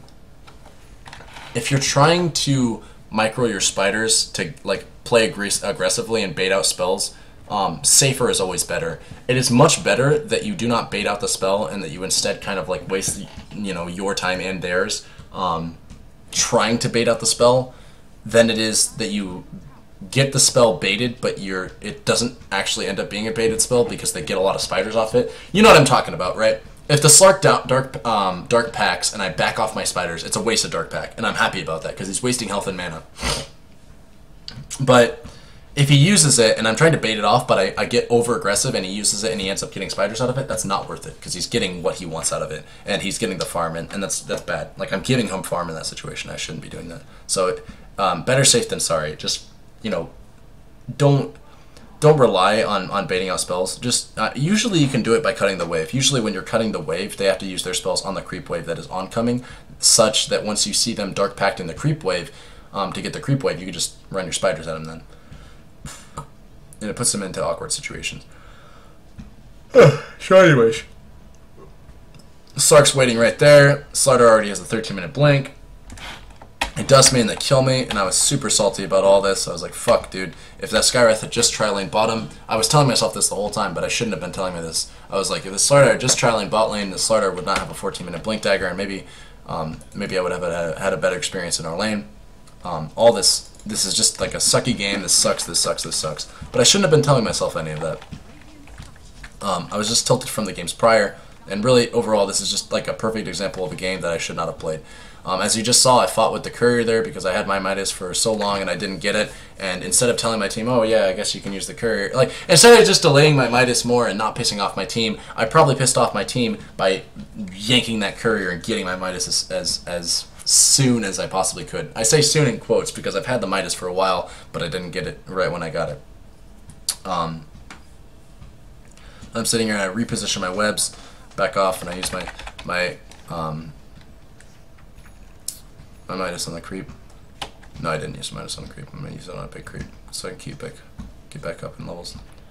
And then I try to take over their jungle with only their with their tier 1 still up and splitting the wave. This is kind of aggressive, also because I didn't have webs there. And he's still, like, this tilts me just because, like, this guy's still chasing me. At some point, I'm like, God, this can't be worth it for the Slark. But you'll see, he's second highest in the net worth. And that is because of how aggressively he's playing and how much he's prospering from it. If this Slark wasn't getting any kills in all of his efforts to try to kill me, this wouldn't be worth it because he'd be wasting his time. He'd be wasting his money and his time trying to chase me down as opposed to just getting gold. But because he's getting all of these kills and because he's catapulting his farm up so hard, it's worth it every single time. When he comes on me and he dusts me and a Slardar rather blinks and slithering crushes me, it's totally worth it because they're getting a kill and they're probably getting some spiders out of it. As I've said before, killing a Broodmother is always worth it if you can get the kill, but generally worth it if you can get the kill and kill the spiders. It's just usually the problem that you can't kill them. But because he's had assistance every single time, and like I said earlier, because I'm kind of under leveled, you know, and I'm kind of salty about that, I'm getting killed, and it's worth it for him. So yes, there's space being made, but it's a measure of how much space has been made, you know. How much space is really being made if you're actually dying every single time you're trying to make space. And so this is a situation where it's going to look like Slardar is going to counter Broodmother, and you're just going to be like, man, you pick Slardar, or you pick Brood so early just so that they can pick a Slardar. But it's not actually that. Slardar is really, like, not good at all against Broodmother. This guy just happened to get so far ahead in the early game that he got a really early blink and transitioned that into a really early gem, such that they just get to have this huge advantage over me.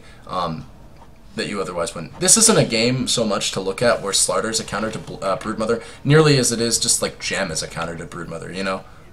As it is like every invisible hero in the game, pretty much, kind of. So like, look, he's able to catch me in the first place and apply his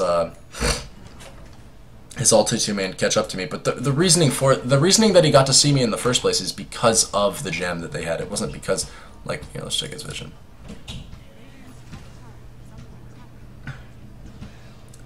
And I guess the dust also helped there too. And see, like he came over there, he jumped up, or he blinked up there so he can get all the 1800 day vision. They run over here and shit like that, counter my sentries, and he's just running around. And I guarantee that the reason he'll see me right here is because of the gem. It's not because Slaughter has amplified damage, which gives true sight. You know, I mean, it is true that this is an element of the hero, but this isn't the reason that he counters Broodmother. In fact, he does not counter Broodmother, like I mentioned earlier. It's just because he got that really early gem and he kept it. He didn't die with it. So, I was pretty tilted at this point.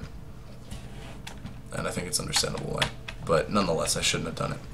Tilting is a really easy way to lose a game. It does suck that I was playing against such like prepared and aggressively risky opponents. Like usually buying a gem this early can outright lose you the game if you lose the gem, because it's like 900 net worth that you just spent at a very vulnerable stage of the game where your net worth is important. And you dump it on something like a gem. You know, it's aggressive, but he made it work. And that's pretty, I mean, like I said earlier, that's pretty much all we need to see from this replay. Like, from here, I'm just going to transition to a worthless sack of gold walking around. Like, I'm not going to be able to do too much. I can't apply pressure because every time I do it, I pretty much... I bought it, okay, and this is where I bought the Blink Dagger. Alright, and I will say this game was winnable, but I fucked up so many times. I bought a Blink Dagger because I wanted to try, like, trying to stay alive with a Blink Dagger as opposed to a, BKB. It's a perfect game for it, for the record. But I swapped, like, my Blink Dagger is on the same hotkey as my Midas, and there's been like there'll be like 3 or 4 deaths where I'll die because I'll accidentally, instead of Midasing a creep, I'll use my Blink Dagger instead, and I'll end up blinking onto targets that are like right next to the creeps that I'm trying to Midas because I accidentally use my Blink Dagger instead of my Midas. I'll see it happen here too. I'm gonna move down. I know what's gonna happen. I swear to God. See, I just blinked instead of using my Midas, and I think that gets me killed here. If nothing else, it's hella fucking embarrassing. But it gets me killed a few times throughout this game, and I guess it's... What I'm trying to tell you is, Blink is an amazing item on this hero for staying alive if you just find yourself dying to, like, gems and shit. But don't have it on the same hotkey that you used to have your Midas on, because you're gonna find yourself dying a lot. So, but yeah. This is a game where I will have very little impact, and it's kind of all from the early game there, of just having a dual lane, but then also kind of like tilting and not communicating as much, not playing as passively as I should have. I should have played a lot more passively. I should have gotten the kills that I got, but then checked their items more aggressively and played more from the bushes and trying to lead the Skywrath out of my lane before he could really stand to think that he could accomplish anything in it, because that's a tri-lane, and I generally think that dual lanes beat tri-lanes, but anyways, I think that's pretty much all I really want to talk about. I hope you guys have gathered something from this guide. I understand it's kind of rambly, it's extensively rambly. I mean, this is a 2-hour-long guide. This is definitely not something that I would say is like condensed information. This is something that you really got to like open up, and this is more like a disclaimer that I'm putting at the end of the guide. But something that you can gather from this sort of guide is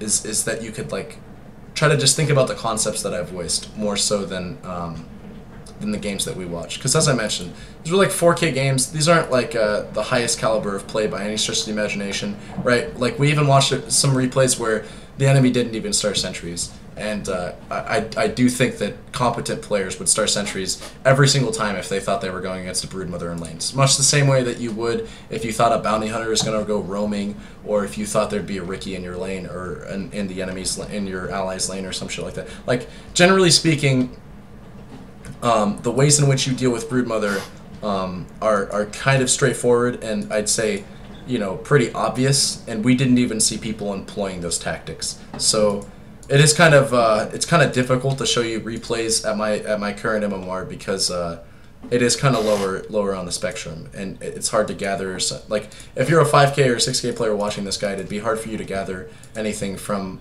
the games that we watched. But think more about the concepts that I'm speaking about, because I think that cutting waves and taking advantage of this hero's kind of like more hidden strengths, right? Like the ability to cut waves so early and the ability to draw a lot of attention towards your side of the map, and especially if you don't die, how much like economic and even kind of psychological damage a little bit that you can cause to enemies just by remaining so elusive. Like these are all huge pros to the hero that not a whole lot of people unlock, I think, because they focus too much on like building an orchid and trying to kill as many people as possible, and they find they find themselves dying more often than they should because they're playing such an aggressive style. Like that's really the concepts that I'm trying to voice to you, is like building an item such as Midas and trying to take over the enemy's jungle and catapult yourself into like a level 16 by 20 minutes and like 450 to 500 GPM all throughout the game pretty much, where you just dominate their safe lane because you are able to leech so many levels and start cutting waves at such an early time period in the game that most cores can't really deal with, like just face tanking a bunch of creeps and then face tanking your spiders and then you just go kill them. Where you always threaten towers and push them pretty much all the way up to their vision parameters, where you like stifle, I think it's stifle, where you stifle the enemy supports for gold as they buy all these consumables worth of detection, and just like constantly stranglethorn the opponents into a situation of submission where they can't really do anything about you. They can't buy enough detection to deal with you, and they can't really participate in fights because they have literally no items beyond like brown boots and a stick or some shit like that, right? Like the amount of economic damage and general amount of space that you provide to your team and apply to the enemies is really, it's unrivaled, I think, to at least some degree. There's very few heroes that can do what Broodmother does in that respect, and I think she's somebody that you should at least look into if you are at all curious about learning kind of the offlane, because she's kind of one of the more top tier heroes in that position, I would argue. But anyways, that's kind of do it for me. I hope you guys learned something, as I mentioned earlier. And yeah, good luck playing Brood in 6.7.